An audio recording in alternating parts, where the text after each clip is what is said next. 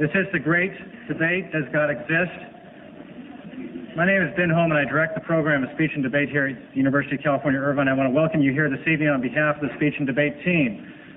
Like many of you, I don't think that Time magazine fully exhausted this question a couple of years ago in its cover article. And so we're here to ask the question again. And to begin, I'd not like to be inappropriate and offer an invocation, but instead, I'd like to point to you the sponsor of tonight's debate, and that is the UCI Speech and Debate Team, nationally ranked 21st in the country. And I'd also like to introduce to you a member of that speech and debate team, himself a nationally ranked speaker and the team's president, and our moderator this evening, David Agopian.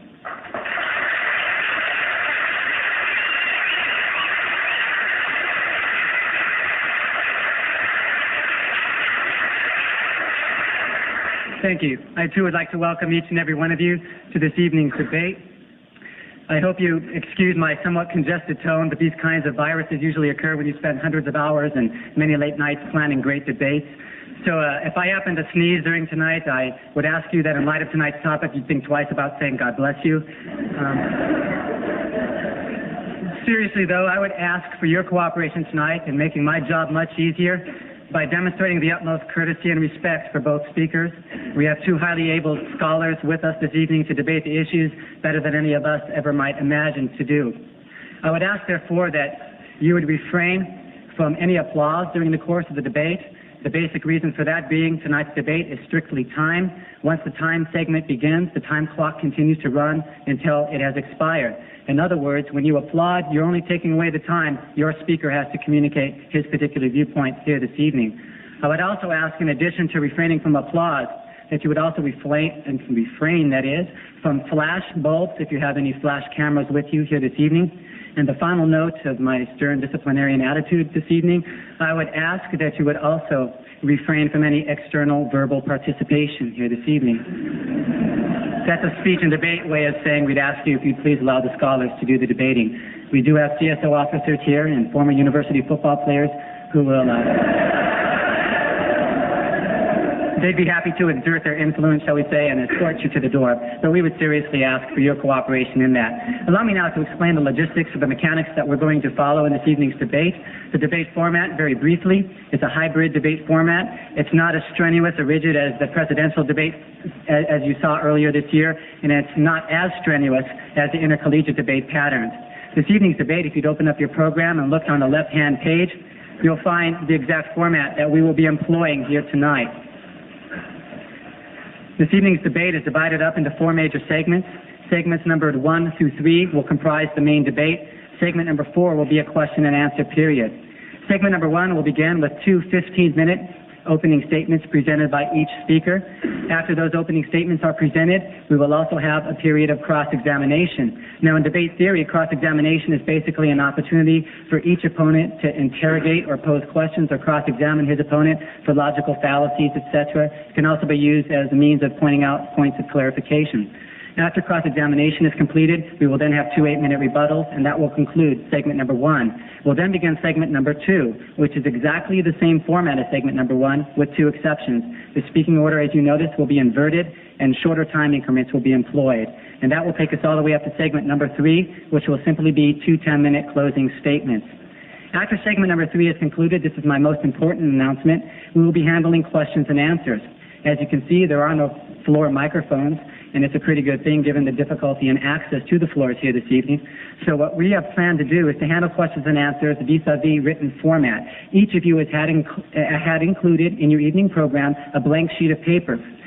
We would ask that if a question comes to your mind during the course of the debate, that question will be recorded on that piece of paper if you so desire to possibly have that question answered.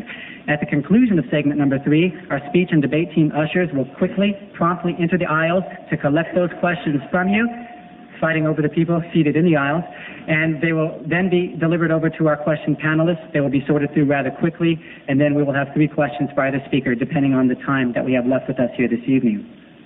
Having explained the logistics of the debate, I'd like to introduce to you this evening's speakers. Please give a warm welcome to Dr. Gordon Stein and Dr. Greg Bahnsen.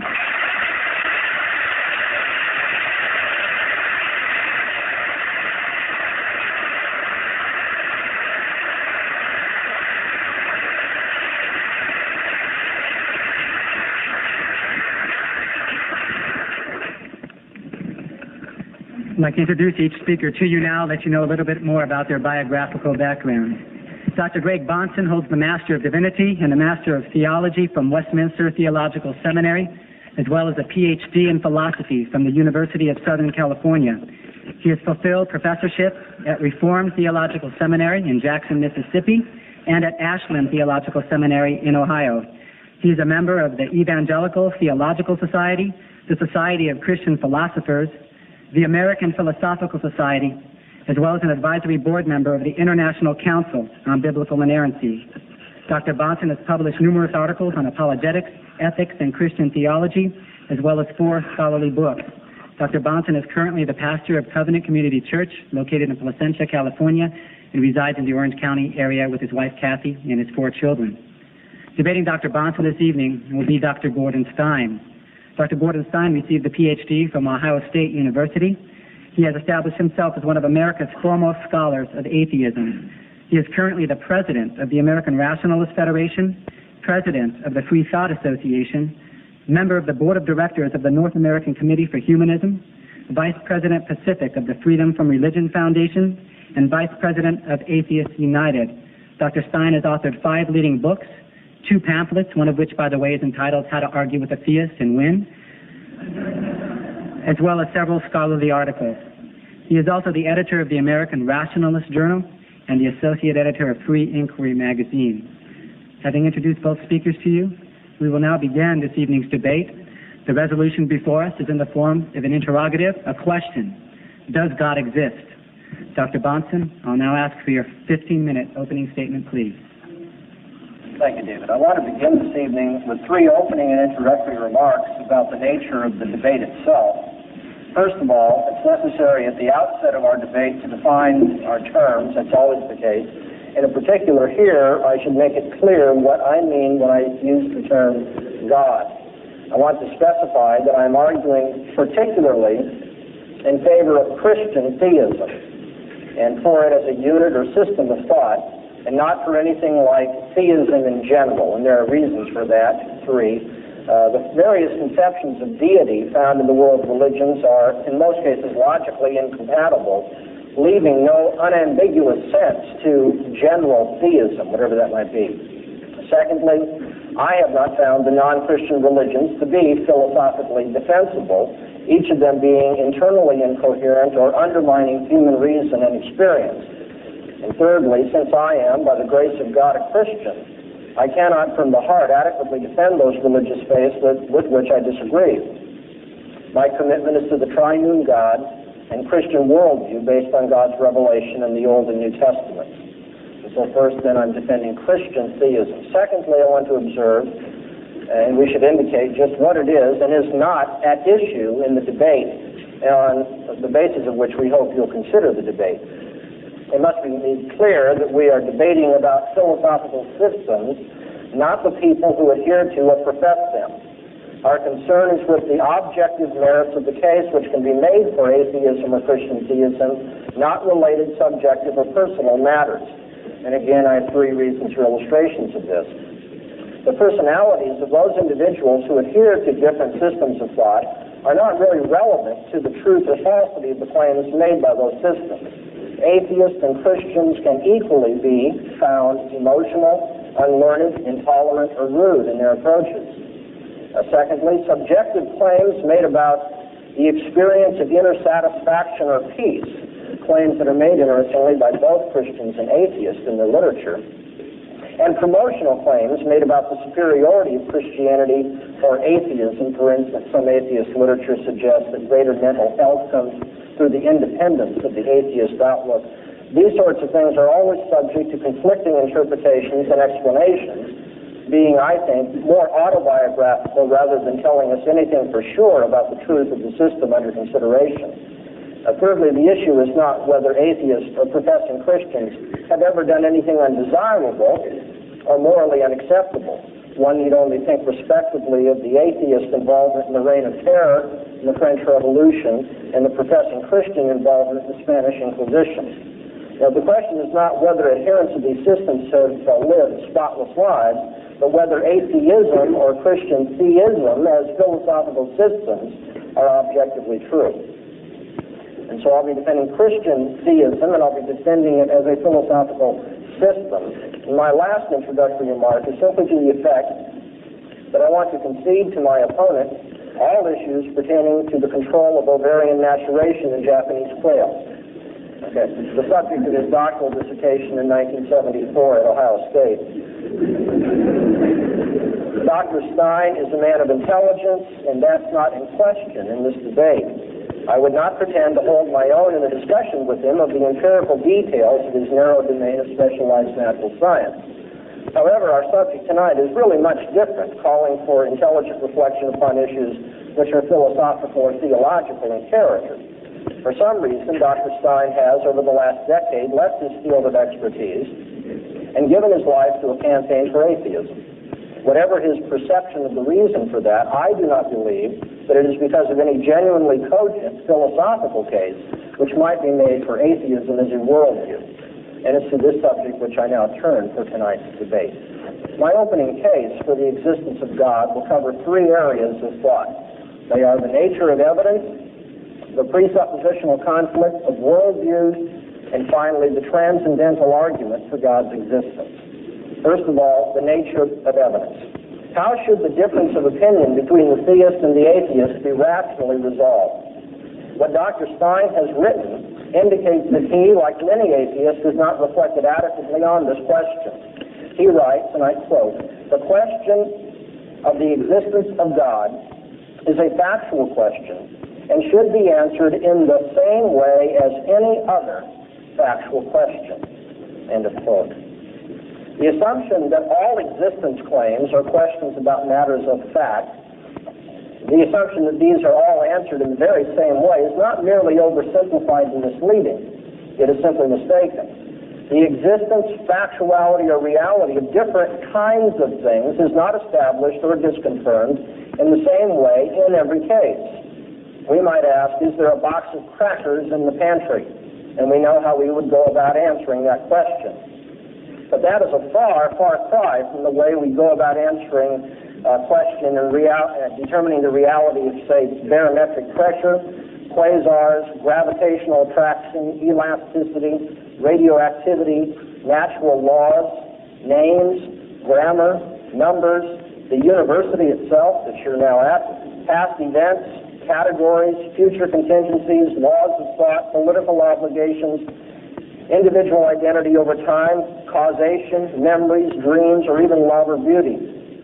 In such cases, one does not do anything like walking to the pantry and looking inside for the crackers. There are thousands of existence or factual questions, and they are not at all answered in the same way in each case. Just think of the differences in argumentation and types of evidence used by biologists, grammarians, physicists, mathematicians, lawyers, logicians, mechanics, merchants, and artists. It should be obvious that the type of evidence which one looks for in existence or factual claims will be determined by the field of discussion and especially by the metaphysical nature of the entity mentioned in the claim under question. Dr. Stein's remark that the existence of God is answered, the question of the existence of God is answered in the same way as any other factual question, mistakenly reduces the theistic question to the same level as a box of crackers in the pantry, which we will hereafter call the crackers in the pantry fallacy. Secondly, then I'd like to talk about the presuppositional conflict of worldviews. Dr. Stein has written about the nature of evidence in the theistic debate, and what he has said points to a second philosophical error of significant proportions. In passing, we would note how unclear he is, by the way, in speaking of the evidence which must be used, describing it variously as logic, facts, or reason. Each of these terms is susceptible to a whole host of differing senses, not only in philosophy, but especially in ordinary usage, depending on who's using the terms. I take it he wishes to judge hypotheses in the common sense by test of logical coherence and empirical observation. The problem arises when Dr. Stein elsewhere insists that every claim which someone makes must be treated as a hypothesis which must be tested by such evidence before accepting it. There is to be nothing, he says, which smacks of begging the question or circular reasoning. This, I think, is oversimplified thinking and again misleading, what we might call the pretended neutrality fallacy. One can see this by considering the following quotation from Dr. Stein, and I quote, "The use of logic or reason is the only valid way to examine the truth or falsity of a statement which claims to be factual." That's the end of the quote. One must eventually ask Dr. Stein then how he proves this statement itself. That is, how does he prove that logic or reason is the only way to prove factual statements? He's now on the horns of a real epistemological dilemma. If he says that the statement is proven by logic or reason, then he's engaging in circular reasoning and he's begging the question, which he staunchly forbids. If he says that the statement is proven in some other fashion, then he refutes the statement itself, that logic or reason is the only way to prove things. And my point is not to fault Dr. Stein's commitment to logic or reason, but to observe that it actually has the nature of a pre-commitment or a presupposition. It is not something he has proven by empirical experience or logic, but it is rather that by which he proceeds to prove everything else. He is not presuppositionally neutral in his approach to factual questions and disputes. He does not avoid begging crucial questions rather than proving them in what we might call the garden variety, ordinary way. Now, this tendency to beg crucial questions is openly exposed by Dr. Stein when the issue becomes the existence of God, because he demands that the theists present him with evidence for the existence of God. Now, theists like myself would gladly and readily do so. There is the evidence of the created order itself, testifying to the wisdom, power, plan, and glory of God. One should not miss the testimony of the solar system, the persuasion of the sea, the amazing intricacies of the human body.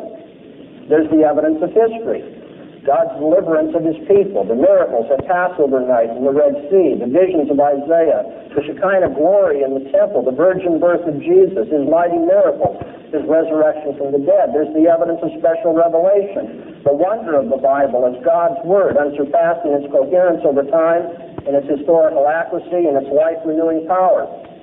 In short, there is no shortage of empirical indicators or evidences of God's existence, from the 1,000 stars of the heavens to the 500 witnesses of Christ's resurrection. But Dr. Stein precludes the very possibility of any of this empirical evidence counting as proof of God's existence. He writes, and now I quote, "Supernatural explanations are not allowed in science. The theist is hard put to document his claims to the existence of the supernatural if he is, in effect, forbidden from invoking the supernatural as a part of his explanation. Of course, this is entirely fair, as it would be begging the question to use what has to be proved as a part of the explanation." End of quote.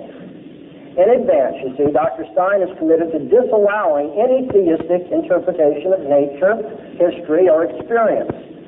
What he seems to overlook is that this is just as much begging the question on his own part as it is on the part of the theists who appeal to such evidence. He has not at all proven by empirical observation and logic his pre-commitment to naturalism. He has assumed it in advance, accepting and rejecting all further factual claims in terms of that controlling and unproven assumption. Now, the theist does the very same thing, don't get me wrong. When certain empirical evidences are put forth as allegedly disproving the existence of God, the theist regiments his commitments in terms of his presuppositions as well. See, just as the naturalist would insist that Christ could not have risen from the dead, or that there is a natural explanation yet to be found of how he did rise from the dead, so the supernaturalist insists that the alleged discrepancies in the Bible have an explanation, some yet to be found perhaps, and that the evil of this world has a sufficient reason behind it, known at least to God. They both have their governing presuppositions by which the facts of experience are interpreted, even as all philosophical systems, all worldviews do. At the most fundamental level of everyone's thinking and beliefs, there are primary convictions about reality, man, the world, knowledge, truth, behavior, and such things. Convictions about which all other experience is organized, interpreted, and applied. Dr. Stein has such presuppositions, and so do I, and so do all of you. And it is these presuppositions which determine what we accept by ordinary reasoning and evidence, for they are assumed in all of our reasoning, even about reasoning itself.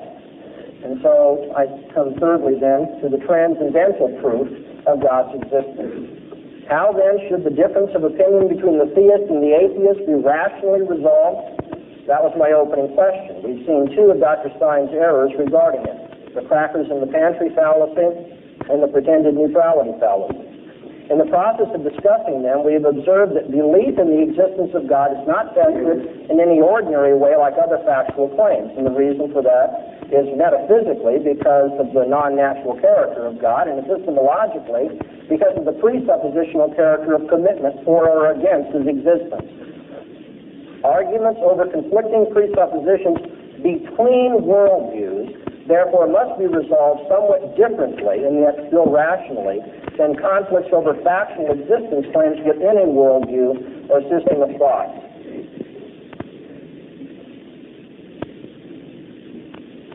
When we go to look at the different worldviews that atheists and theists have, I suggest that we can prove the existence of God from the impossibility of the contrary.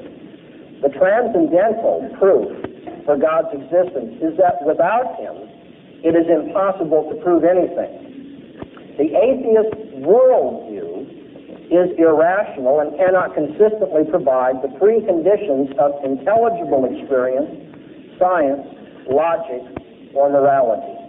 The atheist worldview cannot allow for laws of logic, the uniformity of nature, the ability for the mind to understand the world, and moral absolutes. And in that sense, the atheist worldview cannot account for our debate tonight. Thank you, Dr. Bahnsen, for your opening statement. We now turn to you, Dr. Stein. Your 15-minute opening statement, please.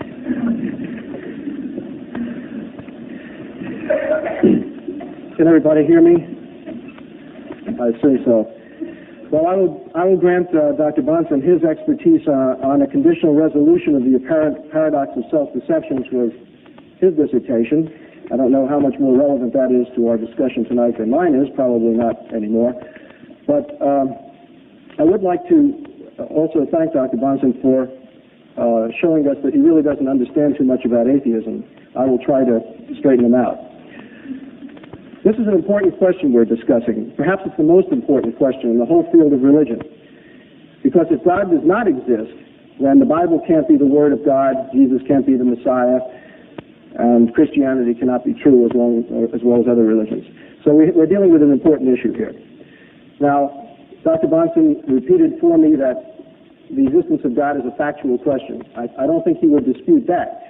I think he misinterpreted what I said when I said that we solve factual questions in the same way. I didn't mean exactly the same way. I mean both the use of reason, logic, and evidence. And that is what I'm holding. Now, first let me make clear what atheism is and is not. I think this is a very commonly misunderstood subject. Atheists do not say that they can prove that there's no God. An atheist is not someone who denies that there is a God. Rather, an atheist says that he has examined the proofs that are offered by the theist, and he finds them inadequate. Now, if I were to say that this gentleman sitting on the front step could fly by flapping his arms, I would be making a kind of unusual statement, and it would be up to me or him to demonstrate that he could fly. If he can't demonstrate it, then we don't believe that he can fly. Now, if he doesn't demonstrate it right now, that doesn't mean he can't fly. It just means he can't fly right now. Now, so we do not deny that he could fly because he can't demonstrate it right now, but we say he has not proven his case. And therefore, we do not believe that he can fly until he does so, prove so. And this is what an atheist says about the existence of God. He says the case is unproven, not disproven. So an atheist is really someone who is without a belief in God or who does not believe in a God. It is not someone who denies the existence of God or who says that one does not exist or can prove that one does not exist. Now, I think I would like to define a God as well. I'm not so sure I like his definition. I'm not going to stick to just Christian God. I'm going to stick to all kinds of gods. And I'm going to use the definition which both Father Copleston and Bertrand Russell both agreed on in their famous debate. Now, this is both sides, the leading exponents of both sides, both managed to agree on the definition of God, so I think it must be at least an adequate one, if not a great one. And this is the definition: a supreme personal being, distinct from the world and creator of the world. Now, before asking for proof of God's existence, we need this satisfactory definition. And I think I've given one which I will find at least satisfactory, and if Dr. Bahnsen doesn't agree, we can hear from him. Now, nothing can qualify as evidence for the existence of a God unless we have some idea what we're searching for. That's why we need the definition.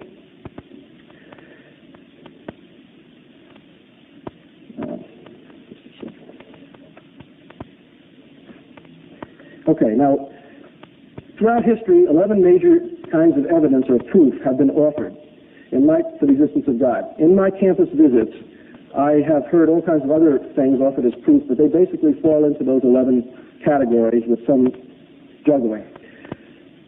And if these 11 proofs do not work out logically or lead to logical self-contradictions, then we can only say that God's existence is not proved. It's unproven, not disproven, as I mentioned before.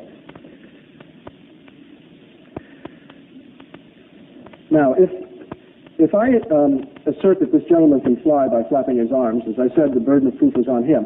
Supposing I make a more complicated statement. Supposing I say that my dog can talk in complete sentences.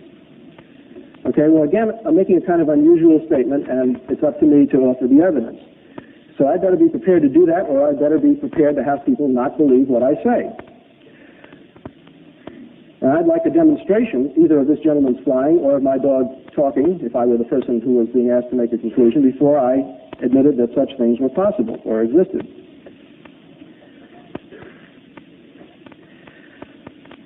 Okay, now how easy would it be to show that this gentleman cannot fly or that my dog cannot talk in complete sentences? As I mentioned before, we get into a real problem when we're trying to show that something cannot happen or that something does not exist. For example, if I wanted to prove that unicorns do not exist, I can examine this room and we can find out that there are definitely no unicorns in this room. That's a small area. But to prove the general non-existence of something like unicorns, we would have to search the entire universe simultaneously, and then we could only say that no unicorns existed at the moment we searched the universe. But, maybe they were there 5 minutes before, or if we only searched the whole Earth, maybe they were on another planet at the time. I mean, there are all kinds of other possibilities. So you cannot prove that something does not exist. And that's why, as I mentioned before, the definition of an atheist is not someone who thinks he has proven that God does not exist, because you cannot. Okay, now of those 11 major proofs, I'm going to go over some of them very quickly. They've been 900 years in the formulation, and during this 900 years, this is basically what people have come up with. The first cause argument, also called the cosmological argument, it says that everything must have a cause. Therefore, the universe had a cause, and that cause was God. God was the first or uncaused cause. Okay, well, this leads into a real logical bind for the theist. Because if everything must have had a cause, then God must have had a cause. If God had a cause, then he was not the first or uncaused cause. If God did not have a cause, then not everything must have a cause. If not everything needs a cause, then perhaps the universe is one of those things which doesn't need a cause. So you see that we've gotten into a logical bind there, and that proof basically fails. Now, I'm giving you a real short synopsis of each of these proofs. They can fill an entire book in half. So you have to understand I'm oversimplifying slightly, but I think I'm retaining the logic of it, both the pro and con. The second one is the design argument. It's also called the teleological argument. It says that the universe is wonderful and exhibits evidence of design or order. Things which show such wonderful design must have had a designer who was even more wonderful, and that designer was God. Well, if the universe is wonderfully designed, surely God is even more wonderfully designed. He must therefore have had a designer even more wonderful than he is. If God did not require a designer, then there's no reason why such a relatively less wonderful thing as the universe needed one. Again, we're into a logical self-contradiction. The argument from life says life cannot originate from the random movement of atoms, yet life exists. Therefore, the existence of a God was necessary to create life.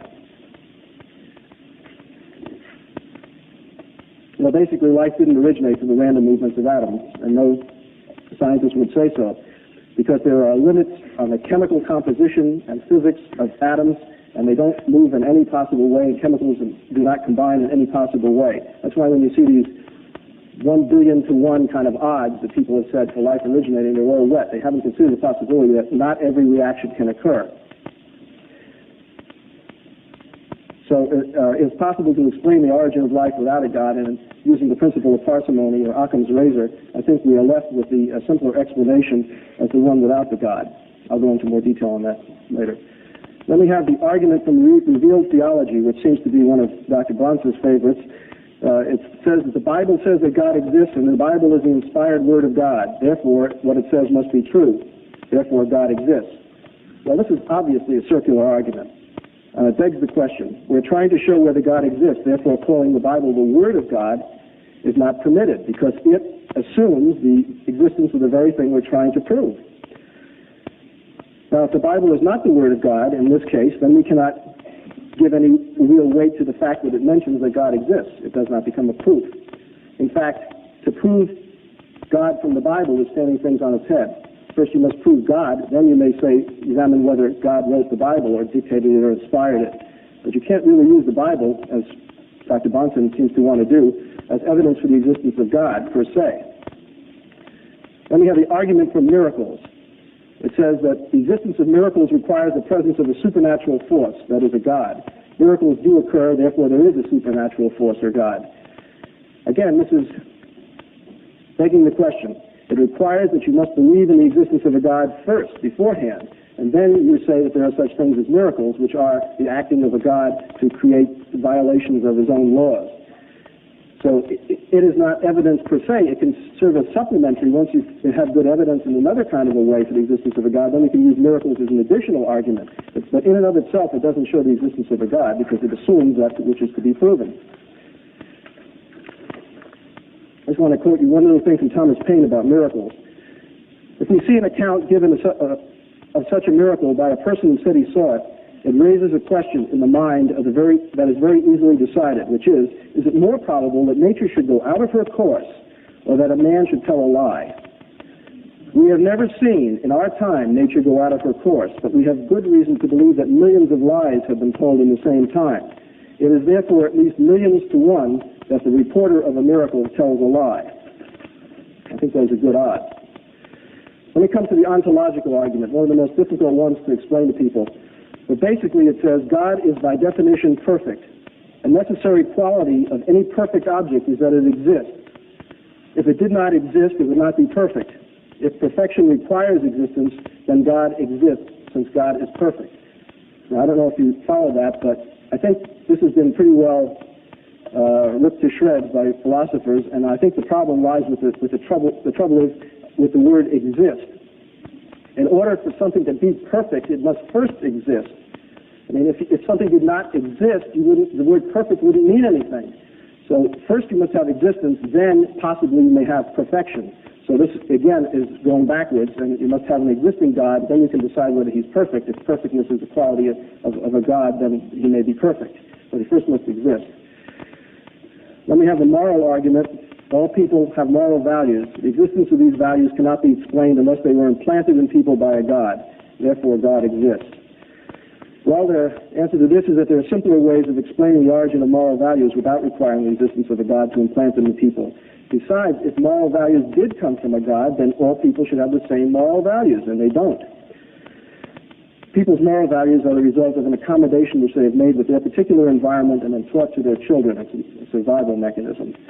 Okay, then we have the wish argument. Without the existence of a God, people would have no reason to live or be good. Therefore, there has to be a God. Those people believe in a God, therefore there is a God. This really isn't a proof, it's just a wish. It's like saying it'd be nice to have a God, which it would, but that doesn't have anything to do with whether there is one or not. Finally, I'm missing one here. We have the argument from faith. The existence of a God cannot be proven by the use of reason, but only by the use of faith. The use of faith shows that there is a God, therefore God exists. Reason or logic is a proven way of obtaining factual information about the universe. Faith has never been shown to produce true information about the universe because faith is believing something is so because you want it to be so without adequate evidence. Therefore, it can't be used to prove the existence of anything. In addition, the additional fact is that faith often gives you the opposite answer to what is given by reason for the same problem. And this also shows that faith does not provide valid answers. Now, the argument from religious experience, many people have claimed to have had a personal experience or encounter with God, therefore he must exist. Now, this is a difficult one to handle because, first of all, I've never had such an experience, but I'm sure people have absolutely honestly reported having had such experiences. But the feeling of having met God must not be confused with the fact of having met him. This is a confusion, a semantic confusion, and also we cannot use our own feelings as if they were valid information about the world. They are feelings that we have inside of us, but you cannot demonstrate them to another person. They cannot be used as evidence. If everyone had that same experience, like if we all looked around the room and we all agreed there was a clock over there, then you might say that the vision of a clock was a consensual one, that everyone agreed on it. Other than that, if you saw a clock and nobody else did, or only 2 or 3 people did in the room, we would have a bit of a problem. Pascal's wager is the last of 11 arguments. I hear this a lot on the campuses. It says, since we don't know whether a God exists or not, we have no way of finding out in this life. We have nothing to lose by believing in a God. On the other hand, we have a lot to lose if we do not believe in a God, and therefore later turns out to be one after we're dead. Well, this is only true if, number one, you're right about a God, and secondly, if you have picked the right religion, because you might wind up at the judgment day and be right about a God, but he says, what religion were you? And you say, I was an Islam, believer in Islam, and he said, sorry, Catholicism is the right religion, down you go. So, in addition, we might also have, if we have a God who punishes people who live virtuous lives, let's say an atheist who lives virtuous life, did wonderful deeds in the world, but just does not believe in a God, if the God punishes him, then we have an irrational God who's just as likely to punish the believer as the unbeliever. Thank you, Dr. Stein. We will now move to our period of cross-examination. The first cross-examiner will be Dr. Bahnsen, who will have an opportunity to cross-examine Dr. Stein. If I could please have silence, we would appreciate it. Dr. Stein, do you have any sources that you can give to us very briefly that define atheism as one who finds the theistic truths inadequate rather than one who denies the existence of God? Yes, sir. George Smith's book, which you will find for sale in the back of the room upstairs later, called Atheism, the Case Against God, which I think is the finest book ever written on the subject, makes this quite explicit. I have a copy right here. I can quote you the exact words if you'd like to see them. No, that won't be necessary. Okay. Do you have any other sources? Do I have any other sources? Do you have any other sources? Sure. What would they be? Charles Dreibelbis, who I will give them to you right now. 100 years ago, Charles Dreibelbis made the comment in his a plea for atheism. He said, that'll be fine. Okay. Well, Dr. Stein, did you hear Dr. Bahnsen use the following argument?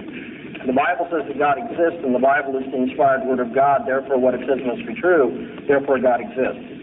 You did not use that, you just assumed that was so because you were quoting from the Bible as if it proved I didn't ask you what I assumed, I asked you if I used that argument.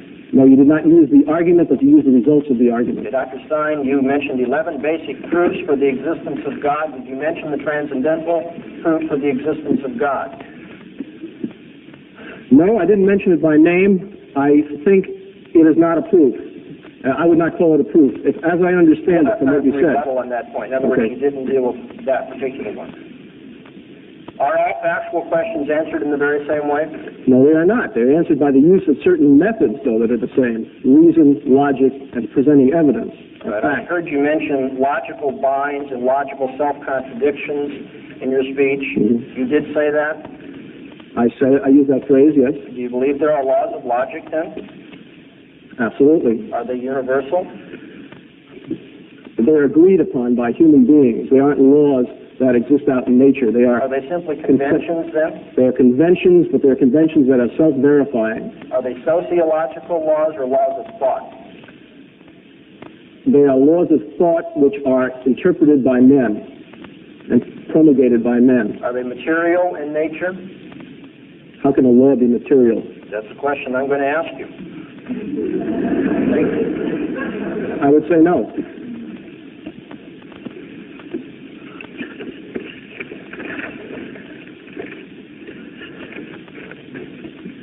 Dr. Stein, now you have an opportunity to cross-examine Dr. Bahnsen. Dr. Bahnsen, would you call God material or immaterial? Immaterial.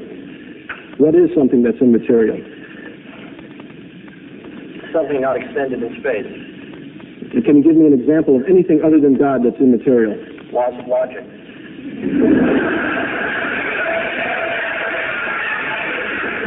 Could I ask that you hold that down, please? Are you putting God in the same, as an equivalent thing to the laws of logic? No, only if you think all factual questions are answered in the very same way would you even assume that by thinking there are two immaterial things, they must be identical. No, I'm not assuming that. I'm just assuming that because the laws of logic are a convention among men, are you saying that God is a convention among men? I don't accept the fact that laws that claim the laws of logic are conventional. Okay. Is your God omnipotent, omniscient, and omnibenevolent? He is. You don't find this a contradiction at all? I do not. Okay, well, we'll show you a little later that it is. If your arguments in favor of the existence of God are shown to be incorrect, will you relinquish your belief in God? If my arguments are disproven, yes. Will I relinquish my belief in God? If there are no arguments for the existence of God, I wouldn't believe in God. That's not quite answering the question. If someone can show you that there are no arguments, would you relinquish your belief? I'm trying to see what's the basis You're the one for that this. said that it's impossible to show a universal negative. No one can show that there are no arguments for the existence of God, so we can only deal with those that I know of. Okay, if someone showed that all of the ones that you produced were invalid, what would be your position? Well, you'd have to describe further the conditions of this. Rationally speaking, if there is no basis for belief in the existence of God, I would relinquish that belief. Okay, is God good? Yes, He is. How do you know that? He saved me. He created me. He made the world and He made it good. He sent His Son into the world to die for my sins. Many of these evidences are quite convincing to me, but I don't use them outside of the worldview in which they make sense, in which they would be taken as true. If you mean, is God good in such a way, or can I give you evidence that you would accept, that would depend on what your presuppositions are. Well, I'm asking, if God says something, anything, is it right because anything God does is good, because God is good, or does it become good just because God said it? I don't know if I said that right. I guess I did. So I understand the problem, though it's roughly stated. What God says to be good is good because it reflects His own character. God is good and is the standard of goodness. That's one of the presuppositions of the Christian worldview. Isn't it indeed a presupposition which is presupposed before there is any actual data from God? Is this a question about my first opening statement? In a sense it is, because although it isn't directly mentioned in your opening statement, it has to do with the whole idea of whether there are absolutes outside of God, which is an important issue in this whole debate. It may come up later. I still think we're straining at the limits of debate rules here, but I will answer your question. There are no absolutes outside of God. So in other words, the fact that God is good is something that God told you, and that's why you accept it, rather than knowing it ahead and assuming it as a presupposition, which you said a minute ago. That's extremely simplistic. God told it to me, and He provided evidence of it. But you also said it was a presupposition. That's right. Isn't that a contradiction? No, not at all. There are many things which are presupposed as well as evidenced in this world. For instance, the laws of logic. I would disagree with that, but okay. I still have some time, all right? When we talk about immaterial things, are you also saying that there's such a thing as, let's say, ghosts or the soul, which are another example of immaterial things? Would you call them immaterial? I would say that man is a living soul and has an immaterial aspect to his being, yes. Mm-hmm. And how would you prove this? Does this have to do with the existence of God, then? Well, it has to do with the existence of immaterial things. Well, if there's an immaterial being, God, and if the Bible is His Word, then I would say that His revealing the nature of man in the Bible is sufficient proof. And that takes us back logically, as you'll be bound to say, to whether God Himself does exist, and that's what we're supposed to be debating. Okay, so you're giving me a circular argument, which is... No, I'm telling you what the debate is about. Well, I know what the debate is about. Yeah. I'm asking for an answer to a question, and I didn't get one. I'm not debating the nature of the soul tonight, but the existence of God. Yes, I believe the man has a soul. Okay, the only reason I asked about the soul is because this is a simpler immaterial object that most people would hold also Well, I immaterial. would say that it's similar. I mean, that's your claim. Simpler, I said, not similar. Okay. Okay. Okay, having concluded our segment of cross-examination, we will now begin final rebuttals for segment number 1. Dr. Bahnsen, I now turn to you for an 8-minute rebuttal. Thank you. Dr. Stein is not into this debate yet tonight. We are debating the nature of, the existence of God. I specified that I would be speaking, in order to avoid logical contradiction, of one particular view of God, the Christian view of God, which I personally hold. Dr. Stein says that he will not restrict himself to the Christian conception of God. Well, that's fine, he may not, but all the time he uses on anything that's not the Christian conception of God will be irrelevant. In fact, I will join him in refuting those other conceptions of God. The existence of God that I'm arguing tonight is the Christian one. Secondly, when Dr. Stein defines an atheist as one who finds the theistic proofs inadequate, that is unproven but not disproven, he's engaging in linguistic revision. He does quote for us, of course, he said that he could, and I trust that he can, two atheists who likewise define atheism that way. But you see, that strikes me as similar to a Christian who defines his position as being true at the outset, and therefore it must be true because it's true by definition. He has minimized the task that is before him by simply saying, I'm here to show that the theistic proofs are inadequate. Well, you see, even at that, though, he didn't do his job, even though that was less than what he really should be doing. Because he gave us 11 basic proofs for God, attributing one to me that I didn't use and do not use, and did not assume. He mentioned 11 basic proofs, but did not deal with the one that I gave in my opening presentation. So he has not dealt yet with the argument that is before us this evening. Dr. Stein has mentioned logical binds and logical self-contradictions. He says that he holds that the laws of logic are universal, but however, they are conventional in nature. That is not at all acceptable philosophically. If the laws of logic are conventional in nature, then you might have different societies that use different laws of logic. It might be appropriate in some society to say both, my car is in the parking lot, and it's not the case that my car is in the parking lot. That is, certain societies that have a convention that says, go ahead and contradict yourself. But there are, in a sense, subgroups within our own society that might think that way. Thieves have a tendency to say, this is not my wallet, but it's not the case that it's not my wallet. They might engage in contradictions like that, but I don't think any of us would want to accept it. The laws of logic are not conventional or not sociological. I would say the laws of logic have a transcendental necessity about them. They are universal, they are invariant, and they are not material in nature. And if they are not that, then I'd like to know, in an atheist universe, how it's possible to have laws in the first place, and secondly, how it's possible to justify those laws. The laws of logic, you see, are abstract. As abstract entities, which is the appropriate philosophical term, not spiritual entities, as Dr. Stein is speaking of, as abstract entities, that is to say, non-individual or universal in character, they are not materialistic. As universal, they are not experienced to be true. There may be experiences whereby the laws of logic are used, but no one has universal experience. No one has tried every possible instance of a law of logic. As invariant, they don't fit into what most materialists would tell us about the constantly changing nature of the world. And so you see, we have a real problem on our hands. Dr. Stein wants to use the laws of logic tonight. I maintain in so doing he's borrowing my worldview. So you see, within the theistic worldview, laws of logic make sense.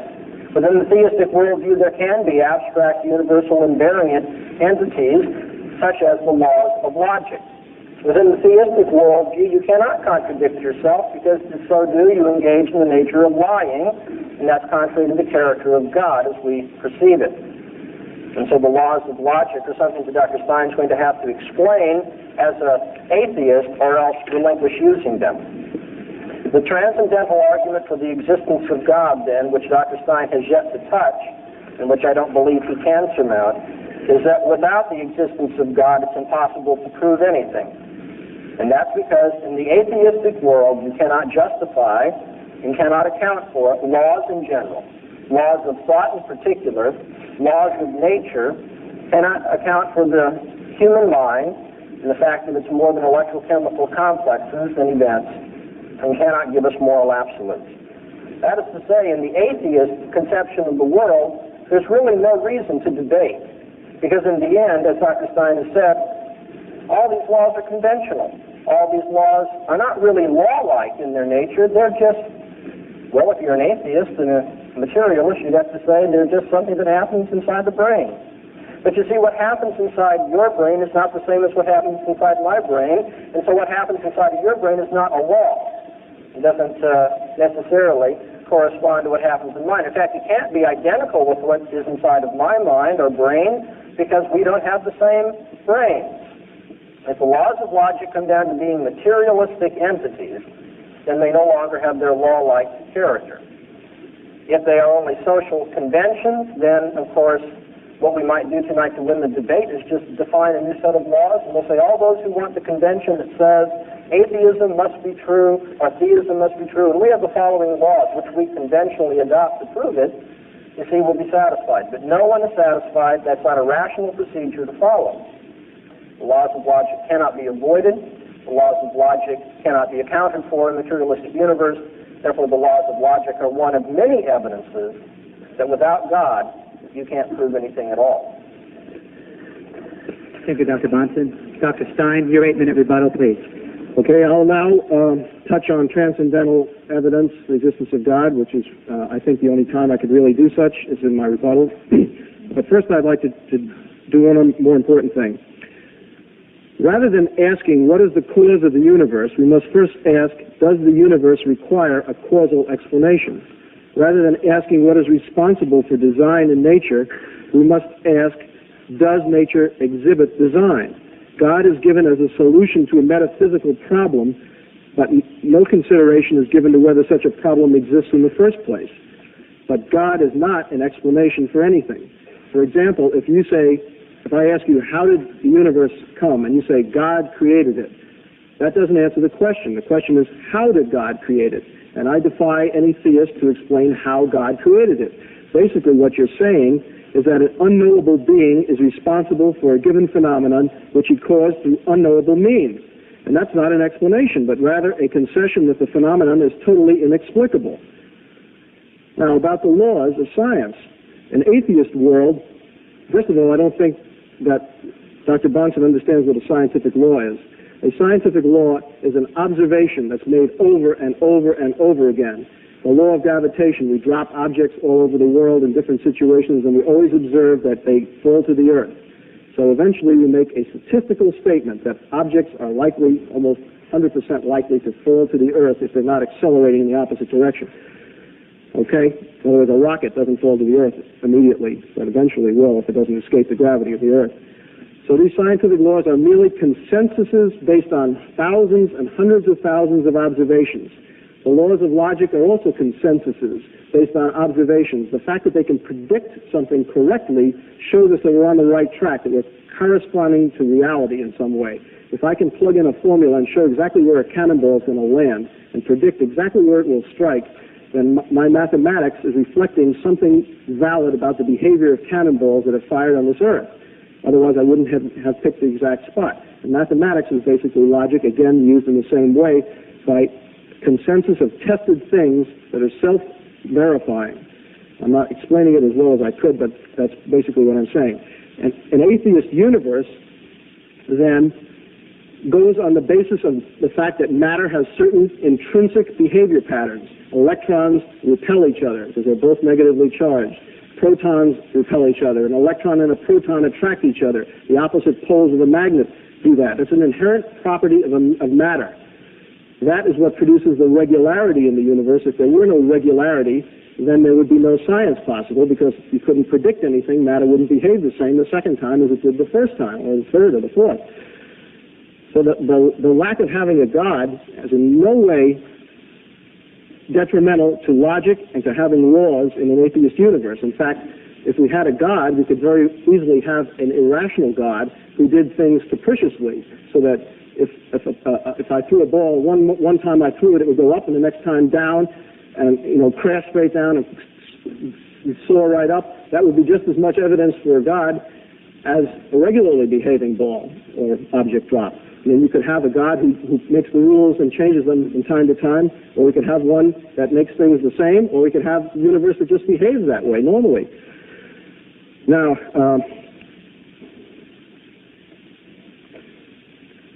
to ask what caused the universe, although we didn't get into this exact thing, I'm trying to show you that it's to ask an absurd question in the first place, to give God as the answer. First of all, I mentioned it doesn't explain anything, but secondly, before something can act as a cause, it must first exist.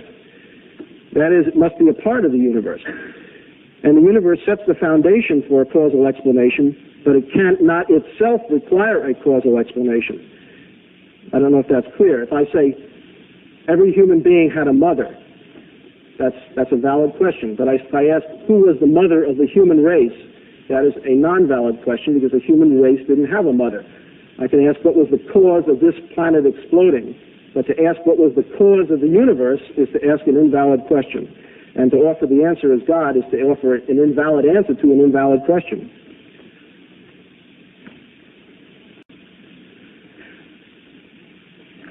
We haven't gotten into morality. I think I'm going to leave that for the second half. If Dr. Bahnsen doesn't raise it, I will. He makes an awful lot of statements that are basically feelings. He felt God entered his life. He felt that this happened. He felt that Jesus was resurrected.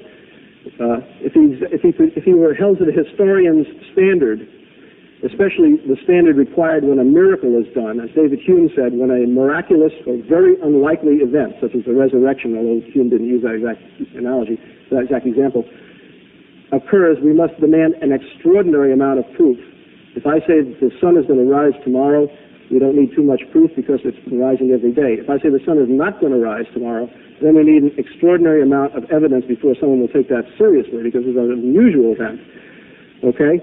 Now, he has not held up the historian's standard to a lot of the things he's accepting from the Bible as evidence for God. And I think that if he did so, he would soon see that those evidences dried up. Now, to get to transcendental evidence, finally. The statement that if God did not exist, we couldn't prove anything, and that logic and scientific laws would be invalid is absolute nonsense, and I think I've demonstrated part of that. He says that laws of logic are the same everywhere. This is not true, although they are mostly the same. And I wonder if he's ever heard of a Zen cone. And the answer to a Zen cone is something which, like, what is the sound of one hand clapping is the most famous Zen cone. The answer to that kind of a question is in a different type of logic, in a sense, or it's extra logical, if you want to call it that. But I do think that most logic, as we accept it in the Western world and most of the Eastern world, is basis of agreement on people that reflect something about the universe. The idea that transcendental evidence of the existence of God is that the impossibility of the opposite, that the world view would not be rational if it were atheistic, is total nonsense. And I've demonstrated to you that it depends on the inherent properties of matter. If matter has the properties where it behaves regularly, then we have order in the universe, and we have a logical, rational universe without a God. The God issue is not germane if matter behaves in a regular way. And I would hold that the properties of matter, as demonstrated over and over again, are regular. And it's an inherent property of matter. So I think that the transcendental evidence statement can be dismissed as mere wishful thinking coupled with misinformation about what scientific laws are and what atheists would hold. In fact, science itself is atheistic. Science is not allowed to use a supernatural explanation for anything. And there's a very good reason for that. If your experiment came out one way, you could say God did it. If it came out the opposite way, you could say God did that. You would never make any progress in explaining anything in science, and so the agreed upon consensus for rules in science is that naturalistic explanations only are asked for and allowed. Okay, we have concluded segment number 1 of this evening's debate. We will now enter segment number 2 of this evening's debate. Dr. Stein will open segment number 2 with a 10-minute opening statement.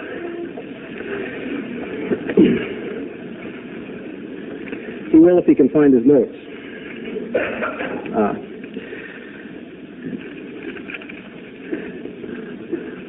Now, it would be logically wrong to say that if all of the proofs fail for the existence of God, that one is justified in saying that there is no God. There's a logical fallacy, argumentum ad ignorantum, or something like that, to say that you accept something just because all the evidence, the contrary, fails. However, we have two other factors here that we must consider. One of them is the fact that 900 years have passed since Anselm first postulated the ontological proof, and Thomas Aquinas in 1200 or so. So we have a long period of time in which all these proofs that are being professed fail. That's some evidence about probability of there being a proof that someone will come up with that will succeed. It's being pretty unlikely. In addition, we have a number of things which I wouldn't call proofs, but I would call evidence, which make the existence of God even more improbable. And one of them is the problem of evil. If an all-good God exists, why is there evil in the world? We are told with God that all things are possible. If all things are possible, it would be possible for him to create a world in which the vast mass of suffering that is morally pointless, such as the pain and misery of animals, the cancer and blindness of little children, the humiliations of senility and insanity, were avoided. These are apparently inflictions of the Creator himself, or else we have a God that isn't omnipotent. If you admit that, then you deny his goodness. If you say that he would not have done otherwise, you deny with him things that are possible, all things that are possible. So the atheist can present several arguments which sort of increase the probability that there isn't a God. They're not proofs, as I said. One of them would be the problem of evil. The idea is that the presence of evil is incompatible with an all-good, all-knowing, and all-powerful God, as Dr. Bahnsen suggested he believes in. Now, he could come up with a statement that injustice in this world may well be corrected in the next world, but that would be something that he would be making without any evidence whatsoever. Just, again, wishful thinking. He could also say that, get out of this bind by saying that God is not all-powerful, that some evil things are done without his permission, so to speak. In which case his statement that he believes in an omnipotent God is falsified. He could also say that the old argument about free will, which is basically a morass into which he may fall if he wishes, will not do. To say that God gave man free will and therefore he can choose between the evil and good is to imply that God was unable to make a man who could examine both sides and always choose the good. That, in other words, he's limited, and the only way he can do it is to let man completely choose for himself, as if that would take something away from man if he could examine both sides and still have the guidance within himself to always choose the good. Now, there's no obvious physical evidence of a God. If God wanted man to believe in him, man or woman, people, all he have to do is put in an appearance before a group of people, especially a group of atheists. In fact, we invite him to our meetings to put in an appearance. In that way, anyone would believe in him except a fool. Well, the Christian says that this may sound logical to you, but it doesn't to God. God evidently wants man to believe on faith without adequate evidence. Well, if he does, then why did he give man the power of reason? And why did he give man more reason than any other animal has?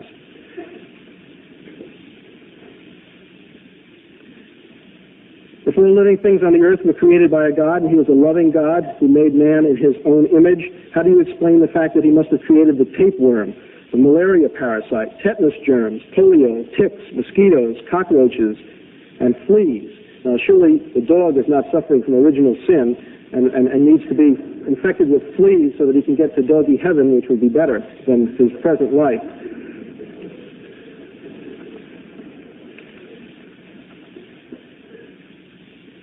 The standard answer of theists to this kind of question is things have to be better after death.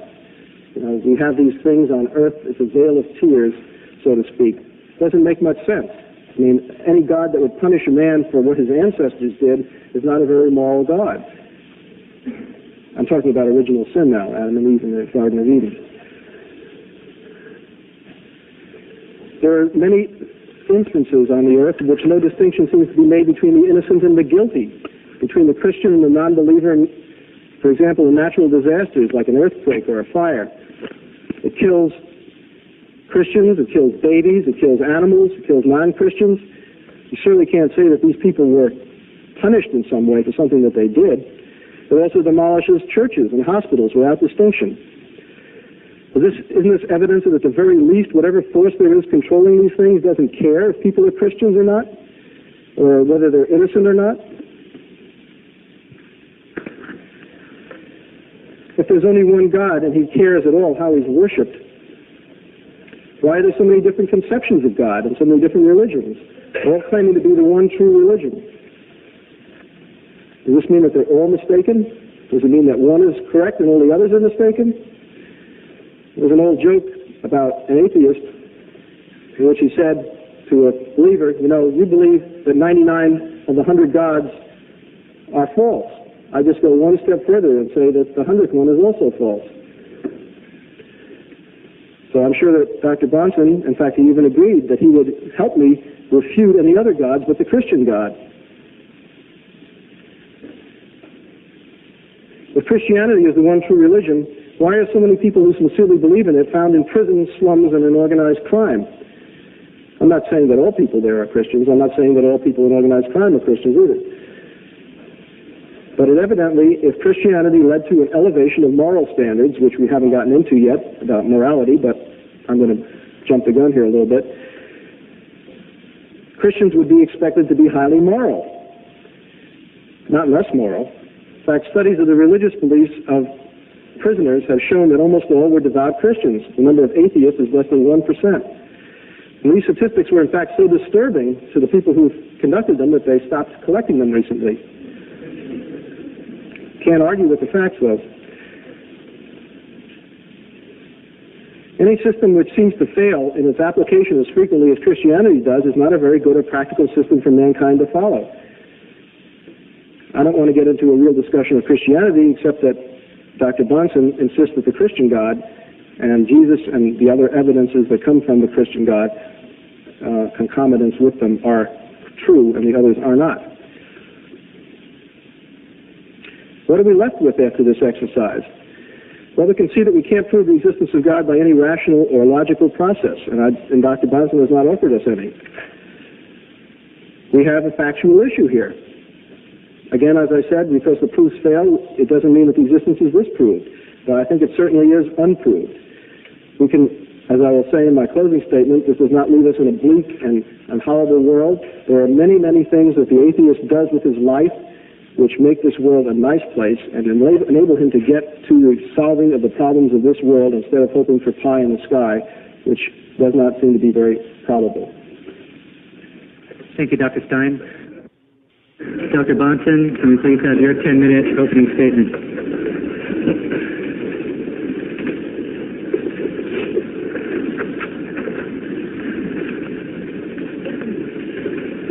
You've heard Dr. Stein refer to the transcendental argument and try to dismiss it simply as wishful thinking. If our debate is going to degenerate to that level, then I dismiss everything that he has said as wishful thinking and delusion, and why don't we all go home? No, we're here to argue. We're here to argue a point, and I'm going to say just what the argument that has been proposed and see if Dr. Stein has any better answer than just to engage in name-calling.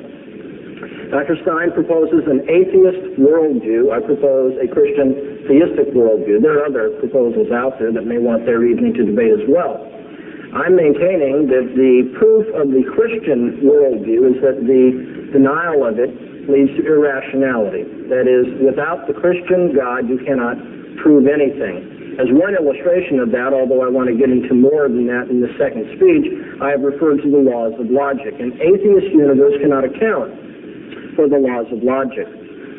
Dr. Stein, interestingly, in responding to that, spoke more about scientific law than he did about the laws of logic, and I'm going to come back to that in my rebuttal to ask about his understanding of scientific law. However, we still hear him saying that laws of logic are a matter of consensus and are just this way. That is to say, I don't have to prove that the laws of logic exist or that they are justified. It's just this way. Now, friends, how would you like it if I would have conducted the debate in that fashion this evening? God exists because it's just that way. You just can't avoid it. You see, that's not debate, that's not argument, and it's not rational. And therefore we have, interestingly, an illustration in our very debate tonight that atheists cannot sustain a rational approach to this question. What are the laws of logic, Dr. Stein, and how are they justified? We still have to answer that question from a materialist standpoint. From a Christian standpoint, we have an answer, obviously. They reflect the thinking of God. They are, if you will, a reflection of the way God thinks and expects us to think. But if you don't take that approach and want to justify the laws of logic in some a priori fashion that is apart from experience, sometimes that suggests when he says these things are self-verified, then we can ask why the laws of logic are universal, unchanging, and invariant truths. Why they, in fact, apply repeatedly in the realm of contingent experience. Dr. Stein told you, well, we use the laws of logic because we can make accurate predictions using them. Well, as a matter of fact, that doesn't come anywhere close to discussing the vast majority of the laws of logic. That isn't the way they are proven. It's very difficult to conduct experiments on the laws of logic of that sort. They are more conceptual in nature rather than empirical or predicting certain outcome in empirical experience. But even if you want to try to justify all of them in that way, we have to ask, why is it that they apply repeatedly in a contingent realm of experience? Why, in a world that is random, not subject to personal order, as I believe Christian God, why is it that the laws of logic continue to have that success-generating feature about them? Why should they be assumed to have anything to do with the realm of history? And why should reasoning about history or science or empirical experience have these laws of thought imposed upon it?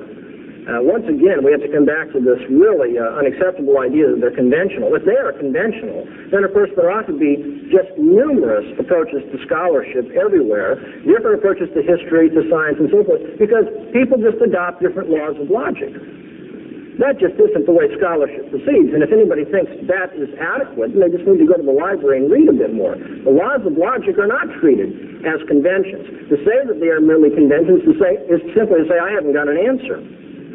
Now, if you want to justify logical truths along a posteriori lines, that is, rather than arguing that they're self-evident, but rather arguing that there's evidence for them that we can find in experience or by observation, that, of course, was used, by the way, by John Stuart Mill. People will say we gain confidence in the laws of logic through repeated experience, and that experience is generalized. But in some weaker moments, I think Dr. Stein was trying to say that. Of course, some of the suggested logical truths, it turns out, are so complex or so unusual that it's difficult to believe anyone has perceived their instances in experience. But even if we restrict our attention to the other, more simple laws of logic, it should be seen that if their truth cannot be decided independently of experience, then they actually become contingent. That is, if people cannot justify the laws of logic independent of experience, then you can only say they apply as far as I know in the past experience that I've had. They are contingent, they lose their necessity, universality, and invariance. Why should a law of logic, which is verified in one domain of experience, by the way, be taken as true for unexperienced domains as well? Why should we universalize or generalize about the laws of logic, especially in a materialistic universe not subject to the control of a personal God? Now, it turns out if the a priori and the a posteriori lines of justification for logical truths are unconvincing, as I'm suggesting briefly they both are, perhaps we could say they are linguistic conventions about certain symbols. Certain philosophers have suggested that. The laws of logic would not be taken as inexorably dictated, but rather we impose their necessity on our language. They become, therefore, somewhat like rules of grammar. And as John Dewey pointed out so persuasively earlier in the century, laws of grammar, you see, are just culturally relative. If the laws of logic are like grammar, then the laws of logic are culturally relative too. Why then are not contradictory systems deemed equally rational? If the laws of logic can be made culturally relative, then we can win the debate by simply stipulating a law of logic that says anybody who argues in this way has got his tautology on his hands, and therefore it's true. Why are arbitrary conventions like the logical truths so useful if they're only conventional? Why are they so useful in dealing with problems in the world of experience? You see, we must ask whether the atheist has a rational basis for his claims. Atheists love to talk about laws of science, laws of logic. They speak as though there are certain moral absolutes for which Christians were just a few minutes ago being indicted because they didn't live up to them. But who is the atheist to tell us about laws? In a materialist universe, there are no laws, much less laws of morality that anybody has to live up to.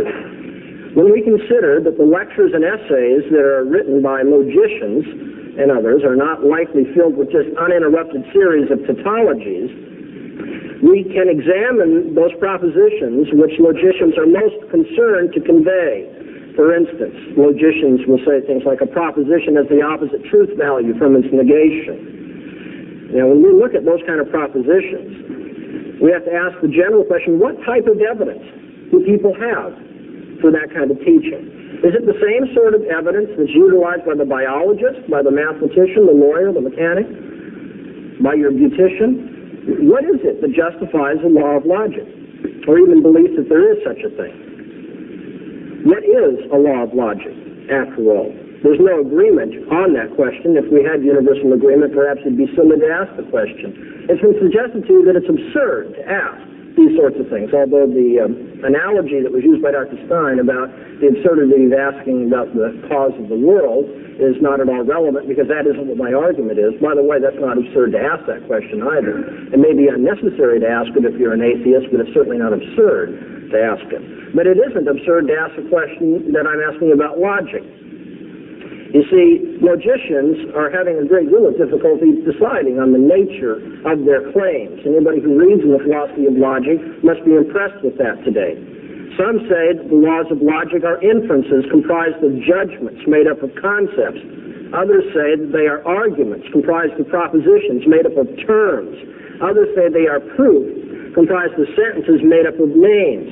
Others would simply say they are electrochemical processes in the brain. In the end, what you think the laws of logic are will determine the nature of evidence that you will suggest for them. Now, in an atheist universe, what are the laws of logic? How can they be universal, abstract, invariant? And how does an atheist justify the use of them? Are they merely conventions imposed on our experience, or are they something that reflect absolute truth? Dr. Stein tonight has wanted to use the laws of logic. I want to suggest to you one more time that Dr. Stein, in so doing, is borrowing my worldview. He's using the Christian approach to the world so that there can be such laws of logic, scientific inference, or what have you, but then he wants to deny the very foundation of it. Thank you, Dr. Bahnsen. Dr. Stein, you now have an opportunity to cross-examine Dr. Bahnsen. This will last 4 minutes. Is mathematics either atheistic or theistic? Foundations of mathematics, yes. Which? Theistic. Theistic? Christian theistic. How do you figure that? From the impossibility of the contrary. No other worldview can justify the laws of mathematics or of logic, because no other worldview can account for universal, invariant, abstract entities such as them. Do you think it's fair, since you pointed out that logicians themselves are in great disagreement about the nature of the laws of logic, to ask me to explain them in a way that you would find satisfactory? Yes, it's fair. Why?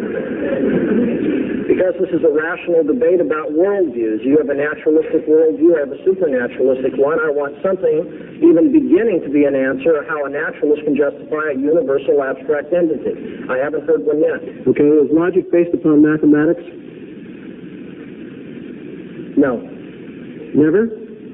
Not symbolic logic, for example? No. I would disagree with you. Well, if we want to get into Russell and Whitehead and debate those issues, we'd be glad to do that. But if you ask a simple question, I can only give you a simple answer. You said You said that... Assume the opposite. As far as I'm concerned, as a Christian, I'm not committed one way or another to that. If you want to say mathematical laws and the permutation laws of math are the same as those used in logic, that's fine. How do you justify either one of them is my question. Well, I would ask you a more fundamental question, that is, you explained that the laws of logic reflect the thinking of God. Number one, how do you know this? And number two, what does it mean? What difficulty are you having understanding what does it mean? I don't know how you are privy to the thinking of God. He revealed himself through the scriptures of the Old and New Testament. And that explains the logic. That explains logic. That explains why there are universal standards of reasoning, yes. It doesn't explain them to me. Could you explain them again? Yeah, we have Bible studies from time to time where those things can be delved into. You mean you spend some time rationalizing the irreconcilable, or reconciling the irreconcilable? No, that's just, like the two accounts in Genesis, the two pedigrees of... This is a cross-examination. If you have something other than a rhetorical question, I'll try to answer it. Well, it's not intended as a rhetorical question. It's intended as The previous one was rhetorical only. No, it was intended to show that your last statement was disingenuous and Please limit your comments to questions. Yes, okay. Saying that logic reflects the thinking of God is to make a non-statement. How is that an answer to anything that's relevant in this discussion? It answers the general metaphysical issue of how there can be universal invariant abstract entities in a particular world, a particular person's worldview. If you want to know the precise relationship, for instance, if somebody wants to know how did God make a cow, okay, the statement that God made the cow doesn't have meaning apart from my being able to explain the mechanics of God making a cow. Likewise, the statement that the laws of logic are intelligible within a Christian theistic universe has meaning because there are things which are, in fact, spiritual, immaterial, and have a universal quality, such as God's thinking and those standards that he imposes on people. And so, again, we can at least metaphysically make sense of invariant abstract entities in one universe, whereas we can't make sense of them at all in the other. We're not asking for the mechanics here, or anything precise such as resolving the relationship of logic to math and that sort of thing. I'm simply asking a more general question. If you're an atheist, how in the atheist universe is it possible to have an abstract universal law? Thank you, Dr. Stein. Dr. Bahnsen, you now have a 4-minute opportunity to cross-examine Dr. Stein. Okay, Dr. Stein, you made reference to David Hume and his rejection of miracles. Have you also read David Hume in his discussion of induction, or more popularly, the uniformity of nature? A long time ago. I can't recall exactly what he said. I have read David Hume. All right. Were you convinced a long time ago that you had an answer to Hume's skepticism about induction? Can't answer that question, honestly. I don't remember this was at least 15 years ago that I read this. The validity of scientific laws were undermined by Hume when he contended that we have no rational basis for expecting the future to be like the past, or if you will, for there to be types of events, so that one event happening can be understood as a type of event. So where it's seen happening somewhere else, the same consequence can be expected from similar causation. Hume said we had no rational basis for that. Can we have a question, please, for Dr. Stein? Yeah, I'm trying to set up the question. Okay. Hume suggested that there was no rational basis for expecting the future to be like the past, in which case science is based simply on convention, or if you will, habits of thought. Do you agree with Hume? Not on this issue, I don't. Do you now have an answer for Hume? I think he was wrong about that one thing, but he was also right about a lot of other things. Nobody's perfect. What is the basis for the uniformity of nature? Yeah, I went through this, but I'll be glad to reiterate it. Okay.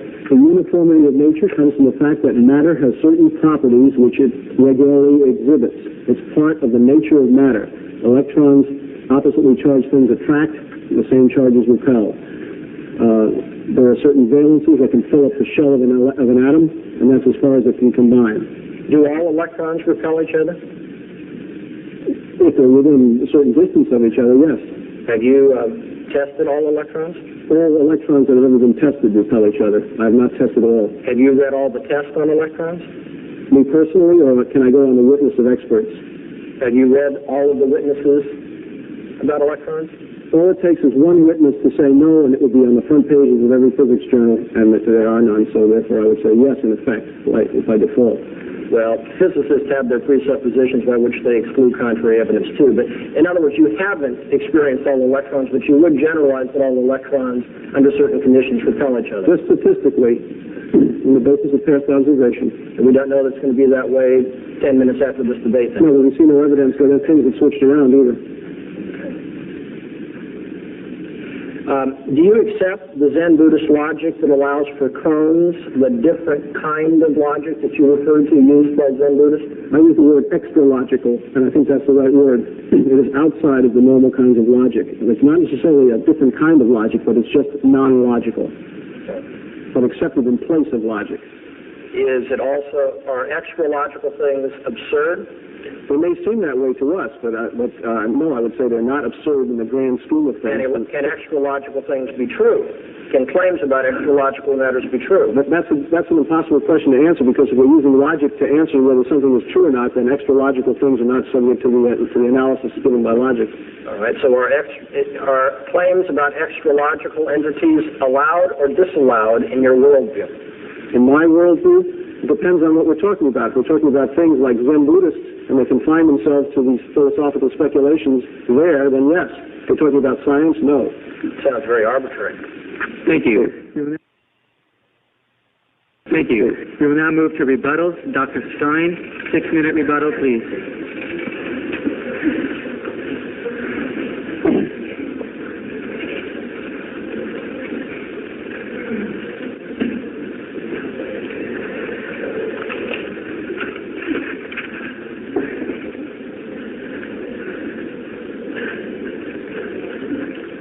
I would first like to make one little factual rebuttal about a statement that was slipped by in the first speech of Dr. Bahnsen, that atheists caused the French Revolution. This is a false statement. The leader of the French Revolution, the most important person, was Robespierre, who was a Christian. So, I mean, there may have been some atheists there, but that doesn't mean that they caused the French Revolution. There are atheists everywhere. Okay, now, we've spent a lot of time talking about logic, and yet I'd like to know why, and this is not a question that's addressed right now for an answer, but just as a put out for a future response, why has Dr. Bahnsen stressed the laws of logic so much when he's refused to apply them to the existence of God? I'm not so sure that it's even falsifiable, so therefore it isn't even a statement that can be tested in any way. He has stressed the laws of logic because he knows that there's no explanation for the laws of logic that philosophers agree upon. This is a trap, in effect. I may have fallen into it. If so, fine. The point is, it's not relevant to his position. To say he doesn't have an answer to the laws of logic either. To say that they reflect the thinking of a God is to make a non-statement. First of all, he doesn't know what the thinking of a God is. All he knows is what has been said by men to be what they thought the thinking of a God might have been many, many years ago. Maybe, if we keep granting all the possible things in his favor. It's like saying, as I said before, that God created the universe. Unless you explain how he created it, you have not made a statement that has any intrinsic value to it. You may have made a part of a statement, but I want to hear the other half. What is there in the method that God used that we can learn something from? I mean, why did God do it, if you want to be a little bit more nasty? It's not valid to ask science why something happens. We can ask how it happens, but science doesn't try and answer the question why. But theologians, do ask the question why and try and answer it. I have not heard an answer as to why God did anything that he supposedly did, nor have I heard how God did it. These are the two most essential, meaningful answers to asking a question. If we don't supply those, we have ducked the whole center of the issue and just given you another mumbling which doesn't go anywhere. I'll give you an example. If I said, how did that car that's parked in the parking lot, that red car right in the front, how did it get here? And you say, General Motors made it.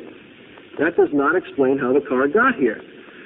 Now, if you want to go and explain that in Detroit, 100 men worked a certain number of hours to make this car out of steel that they got from Youngstown, Ohio, from a smelting plant, and then maybe we're getting somewhere as to how that car got here. I don't mean how it got on the Irvine campus. I mean how did it get here in existence. So until we have that kind of an answer, we have not said anything. To say that General Motors made it is not answering the question of how that car got here. Neither is there an answer to say that God made it. And I would ask Dr. Bahnsen to explain, if he thinks he knows the answer, which none of these philosophers know about the laws of logic, to put his answer in some kind of meaningful language. To say that the laws of logic reflect the thinking of God is to make a non-meaningful statement. And not just to me, to anyone. I want to know whether God thinks rationally all the time, whether he can be irrational. How do we know when he's being irrational? Is it possible for him to be irrational? I want to know what kind of logic God uses. Does he use the kind of logic that we can demonstrate, that we can test in the same way that we use the logic that we're talking about in science? If so, should it be impossible for God to contradict himself in any way? Can he make a stone so big he can't lift it? Is that a logical impossibility? Is God limited by that kind of a thing? Can God make a square circle? I mean, these are little logical games that we play that don't really ask important questions, but they have a reflection on some kind of a problem that he is having with his concept of God.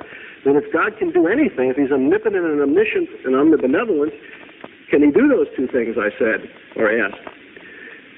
And if he does, what kind of logic is he using? The logic of self-contradiction? Until we have some answers to these questions, I don't think we've got very much meaningful from Dr. Bahnsen in the first place about any issue. He certainly hasn't applied logic to the proofs of the existence of God that have been offered by philosophers. Thank you, Dr. Stein. Dr. Bahnsen, you now have 6 minutes allocated for your rebuttal. All right. Dr. Stein has demonstrated, it seems to me repeatedly in the course of tonight's debate, the claim that was made very early on in my original statement, and that's that the atheist worldview cannot give an account of those things which are necessary for rational discourse or science. When asked about Hume and the skepticism that he generated about induction or the uniformity of nature, we don't hear an answer coming forth. I don't think there will be an answer coming forth from the atheist worldview. However, Dr. Stein, who is an atheist, has said, and I think this is close to a quote, if there were no uniformity, science would be impossible. Exactly, Dr. Stein. If there were no uniformity, science would be impossible. So on what basis in an atheist universe is science possible? Since in an atheist universe, there's no basis for assuming that there's going to be uniformity. For someone to say, well, it's been that way in all the cases in the past that we know of, and therefore very probably it's going to be that way in the future, is to assume, because you're using probability, that the future is going to be like the past. That is to say, is to beg the very question that's being asked you. Now, of course, if you don't like the tough philosophical questions that are asked you about the nature of laws of logic, how they are justified, the nature of natural law, how it is justified, and so forth, and just dismiss it as absurd questions or non-questions that no one understands and does not have meaning, seems to me it's just to try to give medicine to a dead man. You see, it's to say, I'm not going to reason about that because I haven't got an answer to it, and that's just uncomfortable. But you see, these are philosophical questions which not just Christians, by the way, but all philosophers have had to ask and face throughout the centuries. Dr. Stein doesn't even begin to scratch the surface of giving us an answer how an atheist worldview can account for laws. Laws of science, laws of logic, laws of morality. And yet he does tell us without them, science would be impossible. As for the transcendental argument not being logical, you can claim that, but I've yet to see Dr. Stein show any self-contradiction or any violation of the laws of logic in it. And of course, if he were, I would immediately ask him if that law of logic is one of the things that we are necessarily to live according to. Will we reason by this law? Or is that just a convention? Should I say, well, it's your convention, but it's not mine? Or is that law of logic universal and variant and something that must be followed if we're going to arrive at truth? If it is, I'm going to ask him how it's possible to have such a thing in his universe, how he can justify it at all. But he hasn't shown any contradiction. He simply, again, called it illogical. Whether it's falsifiable or not, I mean, even asking that question, I think, shows that Dr. Stein is not really aware of the philosophical nature of the question and debate before us. No, transcendentals are not falsifiable. That's right, but they are very meaningful, the very sorts of things that philosophers deal with all the time. You look at Kant or Aristotle or other philosophers, you'll see they deal with the preconditions of experience. And since they are the preconditions of experience, they are not falsifiable, and yet they are meaningful. He says that I do not have an answer to these questions either. Well, I certainly do. It's just he doesn't like the answer. The answer is that God created the world, and this world reflects the uniformity that he imposes on it by his governing, and our thinking is to reflect the same consistency or logical coherence that is in God's thinking. How do we learn about those things? He revealed himself to us. Again, these are simple answers. They're the sorts of things Sunday school children learn, but I've yet to find any reason not to believe them. For Dr. Stein to say, well, these aren't answers, doesn't convince me at all.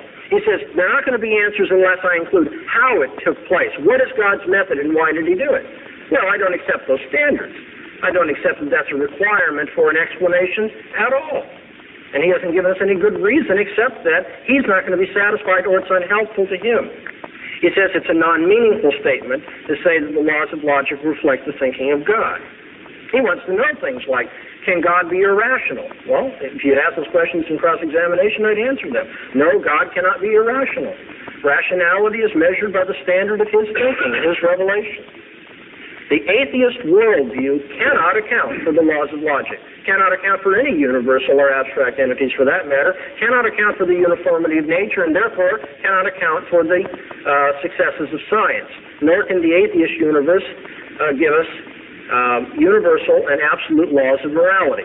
And so on three of the most important issues philosophically that men must face, logic, science, and morality, the atheist universe is completely at odds with those things. Well, we have 1 minute left here. I want to answer very quickly those few things that Dr. Stein brought up in his second presentation so that I might rebut them. He wants to know about the problem of evil. My answer to the problem of evil is this. There is no problem of evil in an atheist universe because there is no evil in an atheist universe. Since there is no God, there's no absolute moral standard, and nothing is wrong. The torture of little children is not wrong in an atheist universe. It may be painful, but it is not wrong. It is morally wrong in a theistic universe, and therefore there is a problem of evil of perhaps a psychological or emotional sort. But philosophically, the answer to the problem of evil is you don't have an absolute standard of good by which to measure evil in an atheist universe. You only have that in a theistic universe, and therefore the very posing of the problem presupposes my worldview rather than his own. God has a good reason for the evil that he plans or allows. Thank you, Dr. Bahnsen. We have now concluded segment number 2 of this evening's debate, and we will move very quickly into segment number 3, which is closing statements. Dr. Stein has the first closing statement, which will be of a 10-minute duration.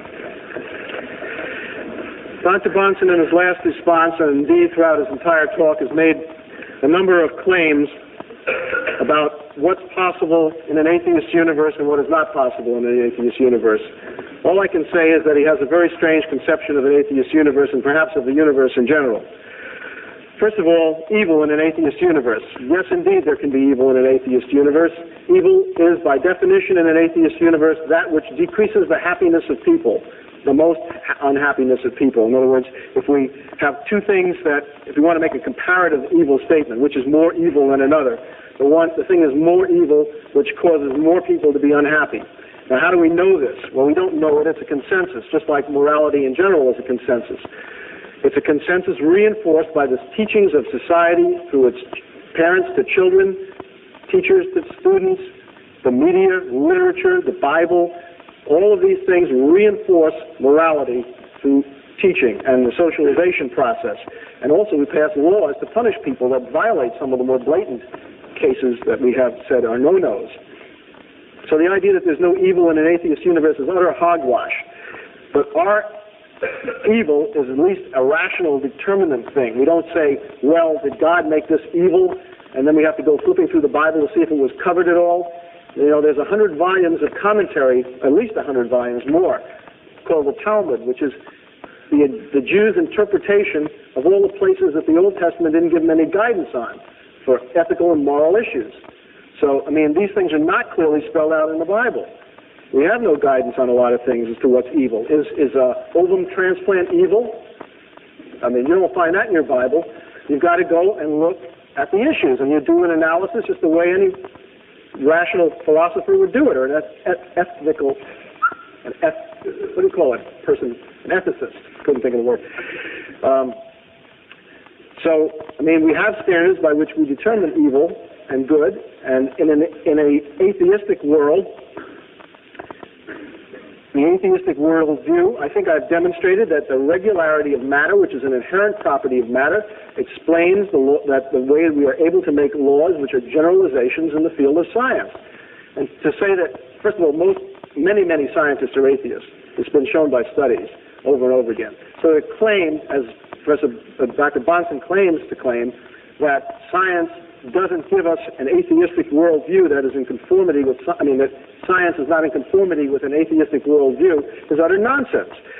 Science is in itself atheistic. It doesn't use God to explain things, and it understands that matter behaves in a regular and therefore a predictable way. And that is the way in which scientific research is done. The same with logic. Logic is a consensus. I think it has a mathematical and linguistic basis. It has some conformity to the reality of the world. I don't know how many times we have to repeat that for it to get through to Dr. Bahnsen, but it doesn't seem to be. And he seems to specialize in what we call the thinking makes it so school of logic, if we want to call it that. Because he says something is so, because he knows what God's thinking was, therefore it is so. The omniscient Dr. Bahnsen has answered. So that doesn't answer anything if we're going to apply the tests of reason to what he says. His statements are not only irrational, they are unreasonable. The idea that the future is going to be like the past, it's a statistical probability statement. We have never seen a future. Today is the future from yesterday. And yesterday, what is happening today was the future. And we have not seen anything in that time period that we have observed, which is several hundred years, to show that the regularity of matter and its behavior is going to change. If it changes, scientific experiments will go haywire, and we'll know it right off the bat. And then we'll have to revise a lot of things. I think the chances of that happening are pretty small.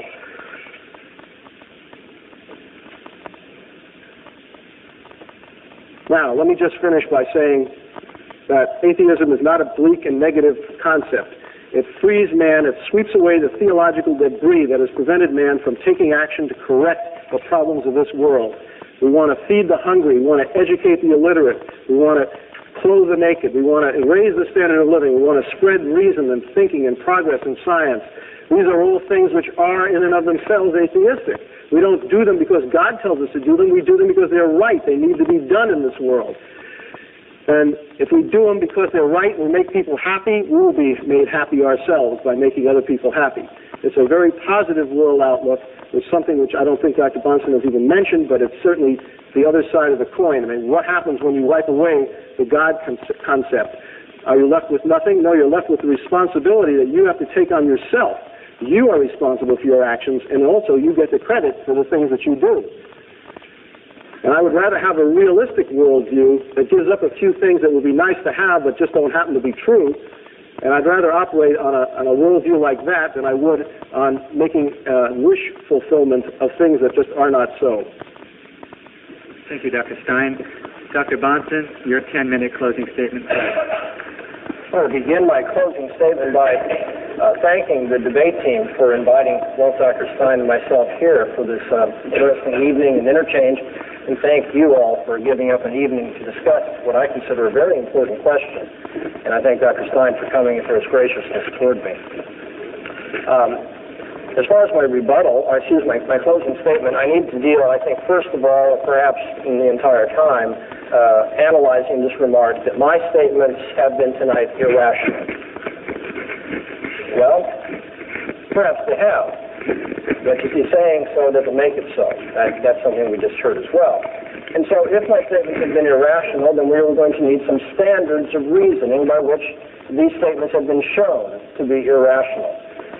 Dr. Stein has yet to explain to us in even the broadest, simplest Sunday school child manner that I told you about laws of logic, laws of science, and laws of morality, he hasn't even begun to scratch the surface to tell us how in his worldview there can be laws of any sort. And if there can't be laws or standards in his worldview, then he can't worry about my irrationality, my alleged irrationality. The transcendental argument for the existence of God has not been answered by Dr. Stein. It's been debated, it's been made fun of, but it hasn't been answered. And that's what we're here for, rational interchange. The transcendental argument says the proof of the Christian God is that without him you can't prove anything. Notice, the argument does not say that atheists don't prove things. The argument doesn't say that atheists don't use logic, science, or laws of morality. In fact, they do. The argument is that their worldview cannot account for what they are doing. Their worldview is not consistent with what they are doing. In their worldview, there are no laws, there are no abstract entities, there are no universal, there are no prescriptions. There's just the material universe, naturalistically explained in the way things happen to be. That's not law-like or universal, and therefore the worldview doesn't account for logic, science, or morality. But atheists, of course, use logic, science, and morality. And in so doing, atheists give continual evidence of the fact that in their heart of hearts they aren't atheists. In their heart of hearts don't know the God I'm talking about. This God made them. This God reveals himself continually to them through the natural order, through their conscience, and through the very use of reason. They know this God, and they suppress the truth about him. One of the ways we see that they suppress the truth about him is because they do continue to use laws of logic, science, and morality, though their worldview cannot account for them. Dr. Stein has said the laws of logic are merely conventional. If so, then on convention, he wins tonight's debate. On convention, I win tonight's debate. And if you're satisfied with that, you didn't need to come in the first place. You expected the laws of logic to be applied as universal standards of rationality. Rationality is not possible in a universe that just consigns them to convention. Dr. Stein said the laws of science are law-like because of the inherent character of matter. But Dr. Stein doesn't know the inherent character of matter. Now, if he were God, he might reveal that to us, as I think God has revealed certain things to us about the operation of the universe. But he's not God. He doesn't even believe there is a God. Since he hasn't experienced all the instances of matter and all of the electron reactions, all the other things that scientists look at, since he hasn't experienced all of those, he doesn't know that those things are universal.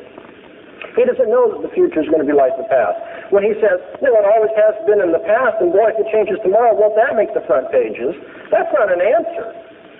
You see, we're asking, what justifies your proceeding on the expectation that the future is like the past? To say, well, it's always been that way in the past, is just to beg the question.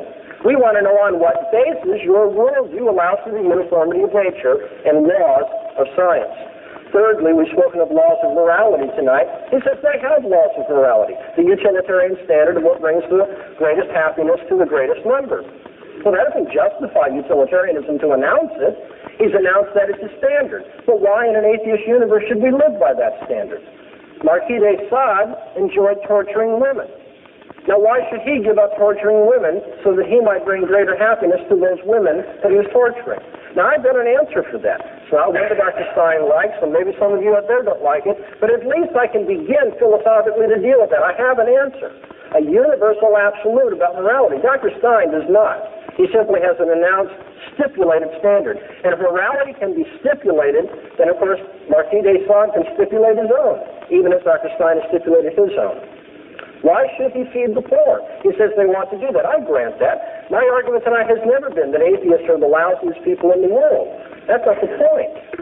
Some Christians can be pretty lousy too. But why is it that I call atheists or Christians lousy when they act in the ways that we're thinking of? Because I have absolute standards of morality to judge. Dr. Stein does not. And therefore, once again, from a transcendental standpoint, the atheistic worldview cannot account for this debate tonight. Because this debate tonight has assumed that we're going to use the laws of logic as standards of reasoning, or else we're irrational. but we're going to use laws of science. We're going to be intelligent men that way. We're going to assume induction and causation and all those things that scientists do, and it's assumed moral sense. And we're not going to be dishonest and try to lie or just try to deceive you. I mean, if there aren't laws of morality, I could just take out a gun right now and say, okay, Dr. Stein, make my day. Is there a God or not?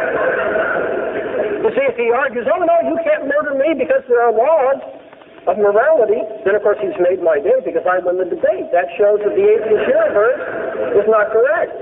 But if he says, oh, no, there are no absolute standards, it's all by convention and stipulation, that sort of thing, then I just pull the trigger and it's all over and I win the debate anyway.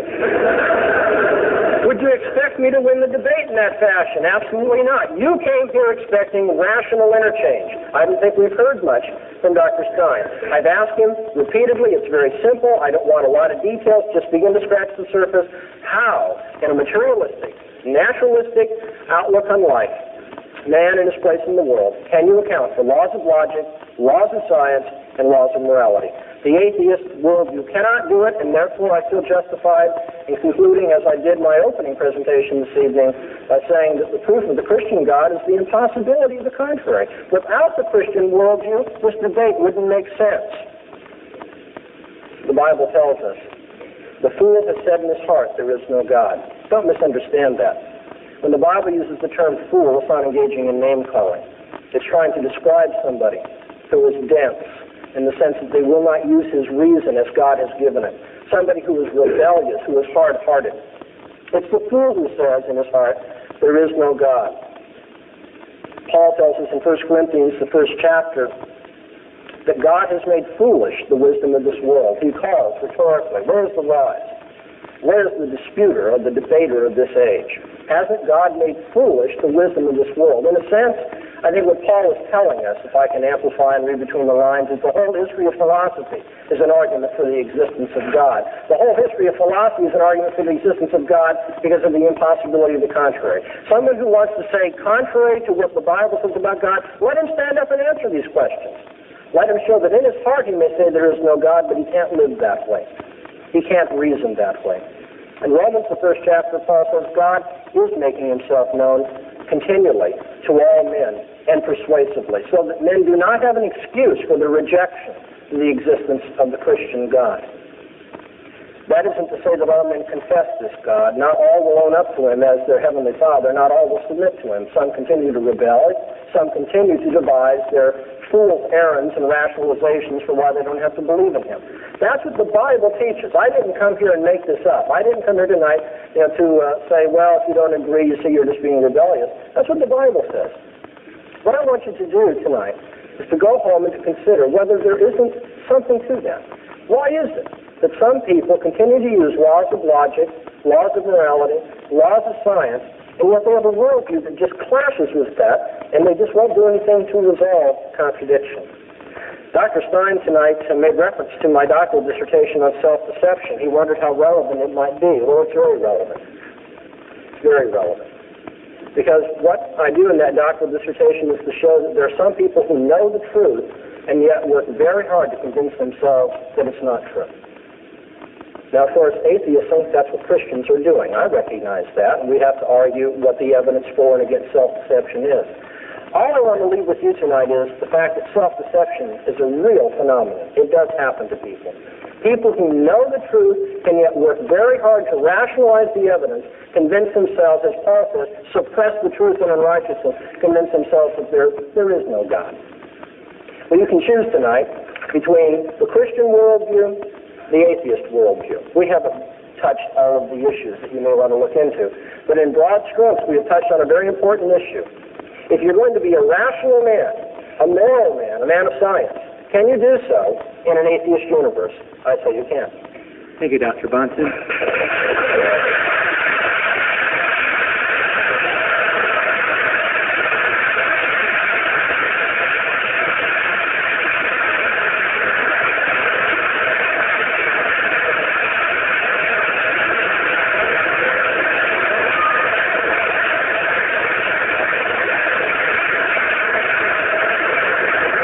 You can see the conversion has already begun, not a religious conversion, but the conversion to answer questions.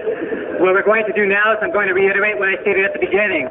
you have a sheet of paper included in your evening program. If you have a question for either Dr. Bahnsen or Dr. Stein, I would ask that you would take that paper out, write your question quickly. They're being rapidly collected by speech and debate team members. Obviously, we cannot answer every single question that's going to be posed here this evening. They will be sorted through by our question panelists that we have here this evening. They will be read by me at the podium. The person to whom the question is directed will have an opportunity to respond for 2 minutes. His opponent will have an opportunity to respond for 1 minute. The first question, in keeping with our format this evening, will be directed to Dr. Greg Bahnsen. Dr. Bahnsen, the question reads, what solid evidence do you have to maintain that the Christian faith is the only true religion with a God? There are religions far older and more or just as widespread, which millions of people consider valid. Once again, what solid evidence do you have to maintain that the Christian faith is the only true religion with a God? That's a very good and relevant question. I want to say two things just by way of preface. One, that isn't what the subject of our debate was tonight. However, that can't just be taken for granted. I mean, it's worthy of a debate. It's just that we couldn't do everything in one debate. Secondly, you might be interested to know that in my original opening statement, I had a long paragraph dealing with that very question so that it wouldn't be thought that I was just flying over it arbitrarily in dealing with that matter. But when I read it back to myself and timed myself, it just turned out I had to cut a number of things out, and so I cut that down.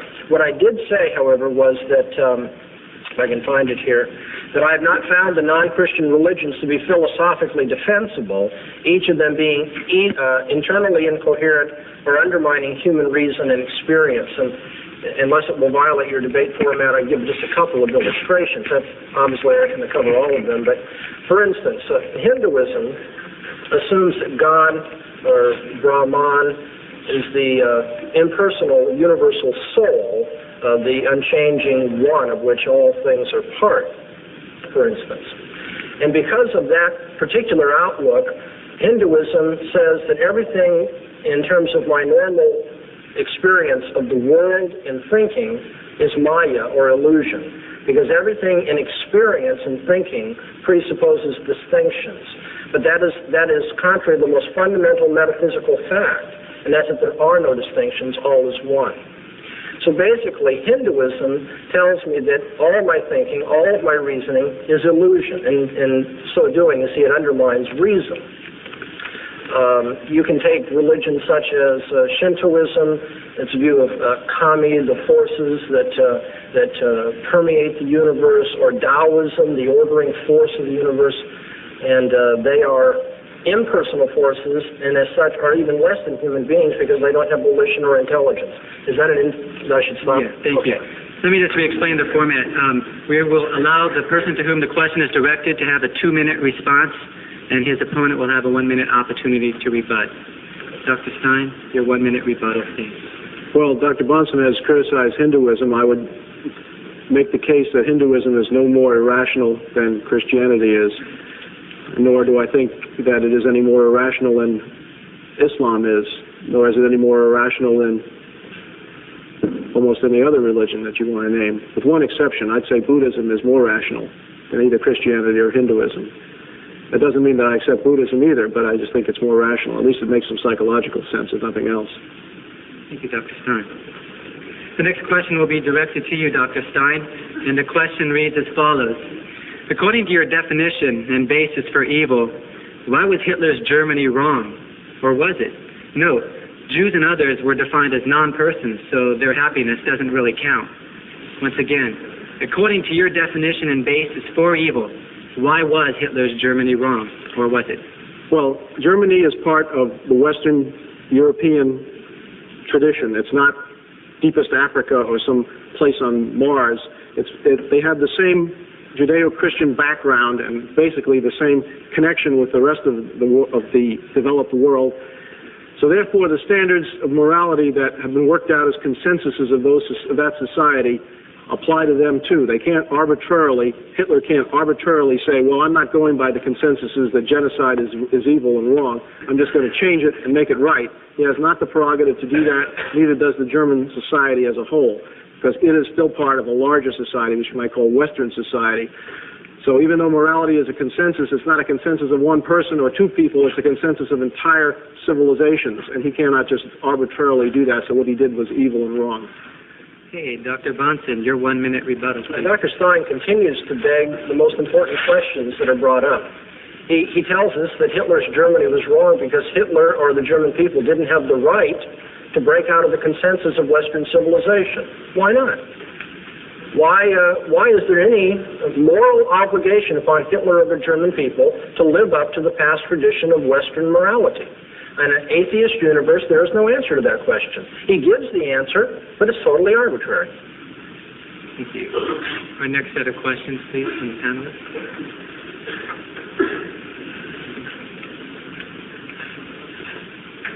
Next question is directed to you, Dr. Bahnsen. If I could read it for just a minute. Why is there pain and evil in the world? There are a number of answers that could be given to a question, why is something the way that it is? One relevant one, but not the most ultimate answer, would be that there's pain and evil in this world because men have decided to rebel against God, their Maker, and that's one of the consequences of rebellion against God. Now somebody can say, well, that's not fair. God shouldn't punish people for rebelling against Him. Well, I mean, if there is a God, as I have maintained, and if He is the Christian God as revealed in the Scriptures, it won't do any good to complain about that. That's the way God governs mankind. And if you think you know better than God about morality, then you're in Job's position. You want to have an interview with God. And you'll end up like Job. You'll put your hand over your mouth and you'll say, I've spoken too soon. I can't contend with the Almighty. Okay, so that's one answer, is that God has decided that that would be the outcome if people decided to rebel against Him. If they want to be their own little gods, if they want to make their own rules of morality and live by them, then the consequences are going to be such and such. And that includes pain for animals in the created order, because in so doing, man represented all of creation. Even as the second man, Jesus Christ, represents all of creation, and the new heavens and the new earth, which I believe, based on faith in the Scriptures, is yet to come. In that new heavens and new earth, there'll be a redeemed earth, where pain and suffering have been removed. Why is there evil ultimately? The answer is obviously because God has planned it. I believe that He governs everything that's in history. Does that mean that He caused it? No, I don't believe He compelled Adam to fall into sin. Dr. Stein, your 1 minute rebuttal. Well, Dr. Bahnsen has given us another one of his famous non-answers. Basically what he said is, anything God does is what He does. It's a tautology. It doesn't say anything. Now, how can someone rebel against an omnipotent God? This is a logical self-contradiction. If God is omnipotent, He has the power to prevent man from rebelling against Him. And assuming He doesn't like rebellion, which I think Dr. Bahnsen would concede, because man is evidently going to be punished for this in some way, for his rebellion, eventually, on the day of judgment. If God had the power to prevent him from rebelling, then He ought to prevent him from rebelling. And just to say that God does what He does is not to give us an answer at all. Thank you.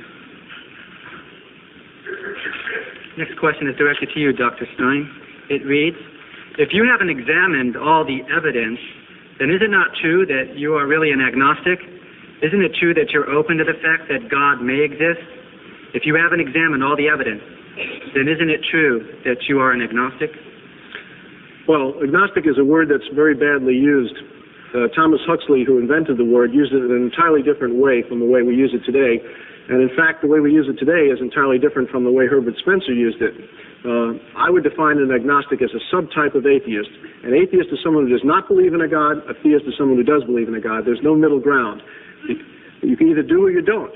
Now, an agnostic does not believe in a God either because of one of two things. Either he thinks it's impossible ever to know whether there is one or not. That's the Spencerian, Herbert Spencer type agnostic, that thinks there are unknowables. Or secondly, because he or she has never examined the evidence that exists, and therefore has not made up his or her mind, but still, at this point, he does not believe in a God. Now, if he examined the evidence and found it convincing, then he would move into the theist camp. So no, I am not an agnostic, because I do think that these questions are solvable, that maybe we don't know the answer now, but I think we can eventually know the answer. So I'm not a Spencerian agnostic, and I have examined the thing, so I'm not the other kind of agnostic, whatever that kind is called. It doesn't have a name for it. Dr. Bahnsen, your 1 minute rebuttal, please. It's interesting that the word agnostic is being used as a subclass of atheists. I would agree with that, but for reasons different than have been suggested. It's also interesting that atheist is being redefined. Earlier in the debate, Dr. Stein said an atheist is one who finds the theistic proofs inadequate. I said no, traditionally an atheist is one that denies the existence of God or doesn't believe in the existence of God. Now he's using the traditional definition to answer the question. One more interesting comment about that, and we'll let it go. He says, we do believe there are answers to these problems. We have yet to find them. You see, that's the problem. Atheists live by faith.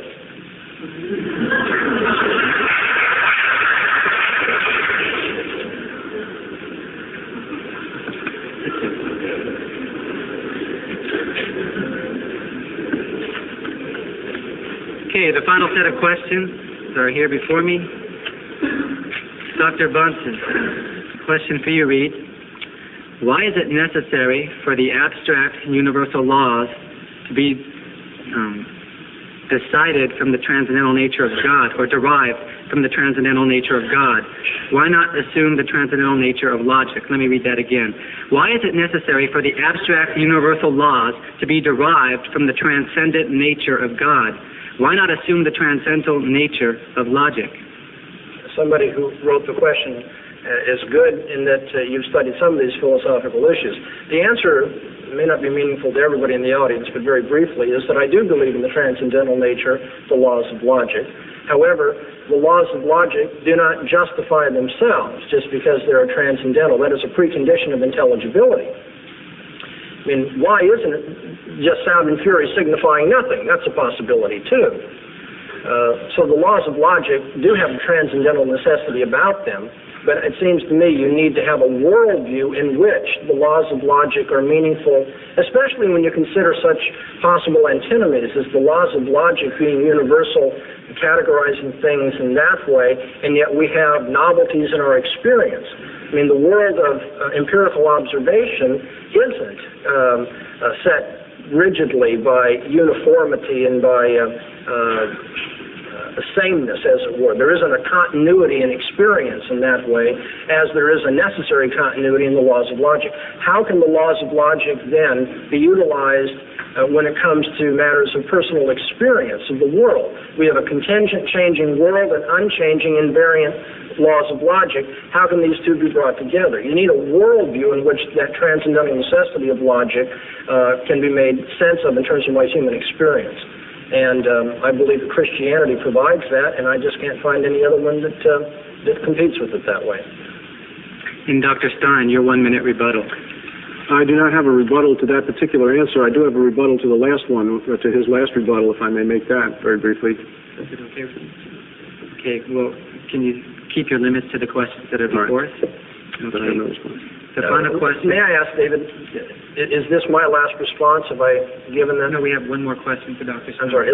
If the same rule will be applied so that I can respond, then I'd be happy to. I thought we were ending the debate. Certainly. Go ahead. Okay. Dr. Bahnsen's comment that atheists believe things on faith is a false statement. Faith, we have confidence based on experience. Confidence that things happened in a certain way, that we have learned a lot of things about the world, and therefore we will continue to learn a lot more about the world. Things that we do not know now, we will eventually have answers to. That's not faith, that's confidence based on experience. So I think he's misusing the word faith. So. Okay. Dr. Stein, the final question is directed to you. It reads, you have said that there has been no adequate evidence put forth for God's existence. What for you personally would constitute adequate evidence for God's existence? Well, it's very simple. There would be I can give you two examples. If that podium suddenly rose into the air, 5 feet, stayed there for a minute, and then dropped right down again, I would say that that was evidence of the supernatural, because it would violate everything we knew about the laws of physics and chemistry, assuming that there wasn't an engine under there or a wire attached to it. I mean, it could make those obvious exclusions. That would be evidence for a supernatural violation of the laws. It might be call it a miracle right in front of your eyes. That would be evidence I would accept. Any kind of a supernatural being putting in an appearance and doing miracles that could not be stage magic would also be evidence that I would accept. Those are the two simplest ways. I would also accept any evidence that's logically non-contradictory, and I have not heard any yet tonight. That hasn't been offered already. Hey, Dr. Bahnsen, your 1 minute rebuttal, please. Yes, Dr. Stein, I think, is really not reflecting on the true nature of atheism and human nature when he says all it would take is a miracle in my very presence to believe in God.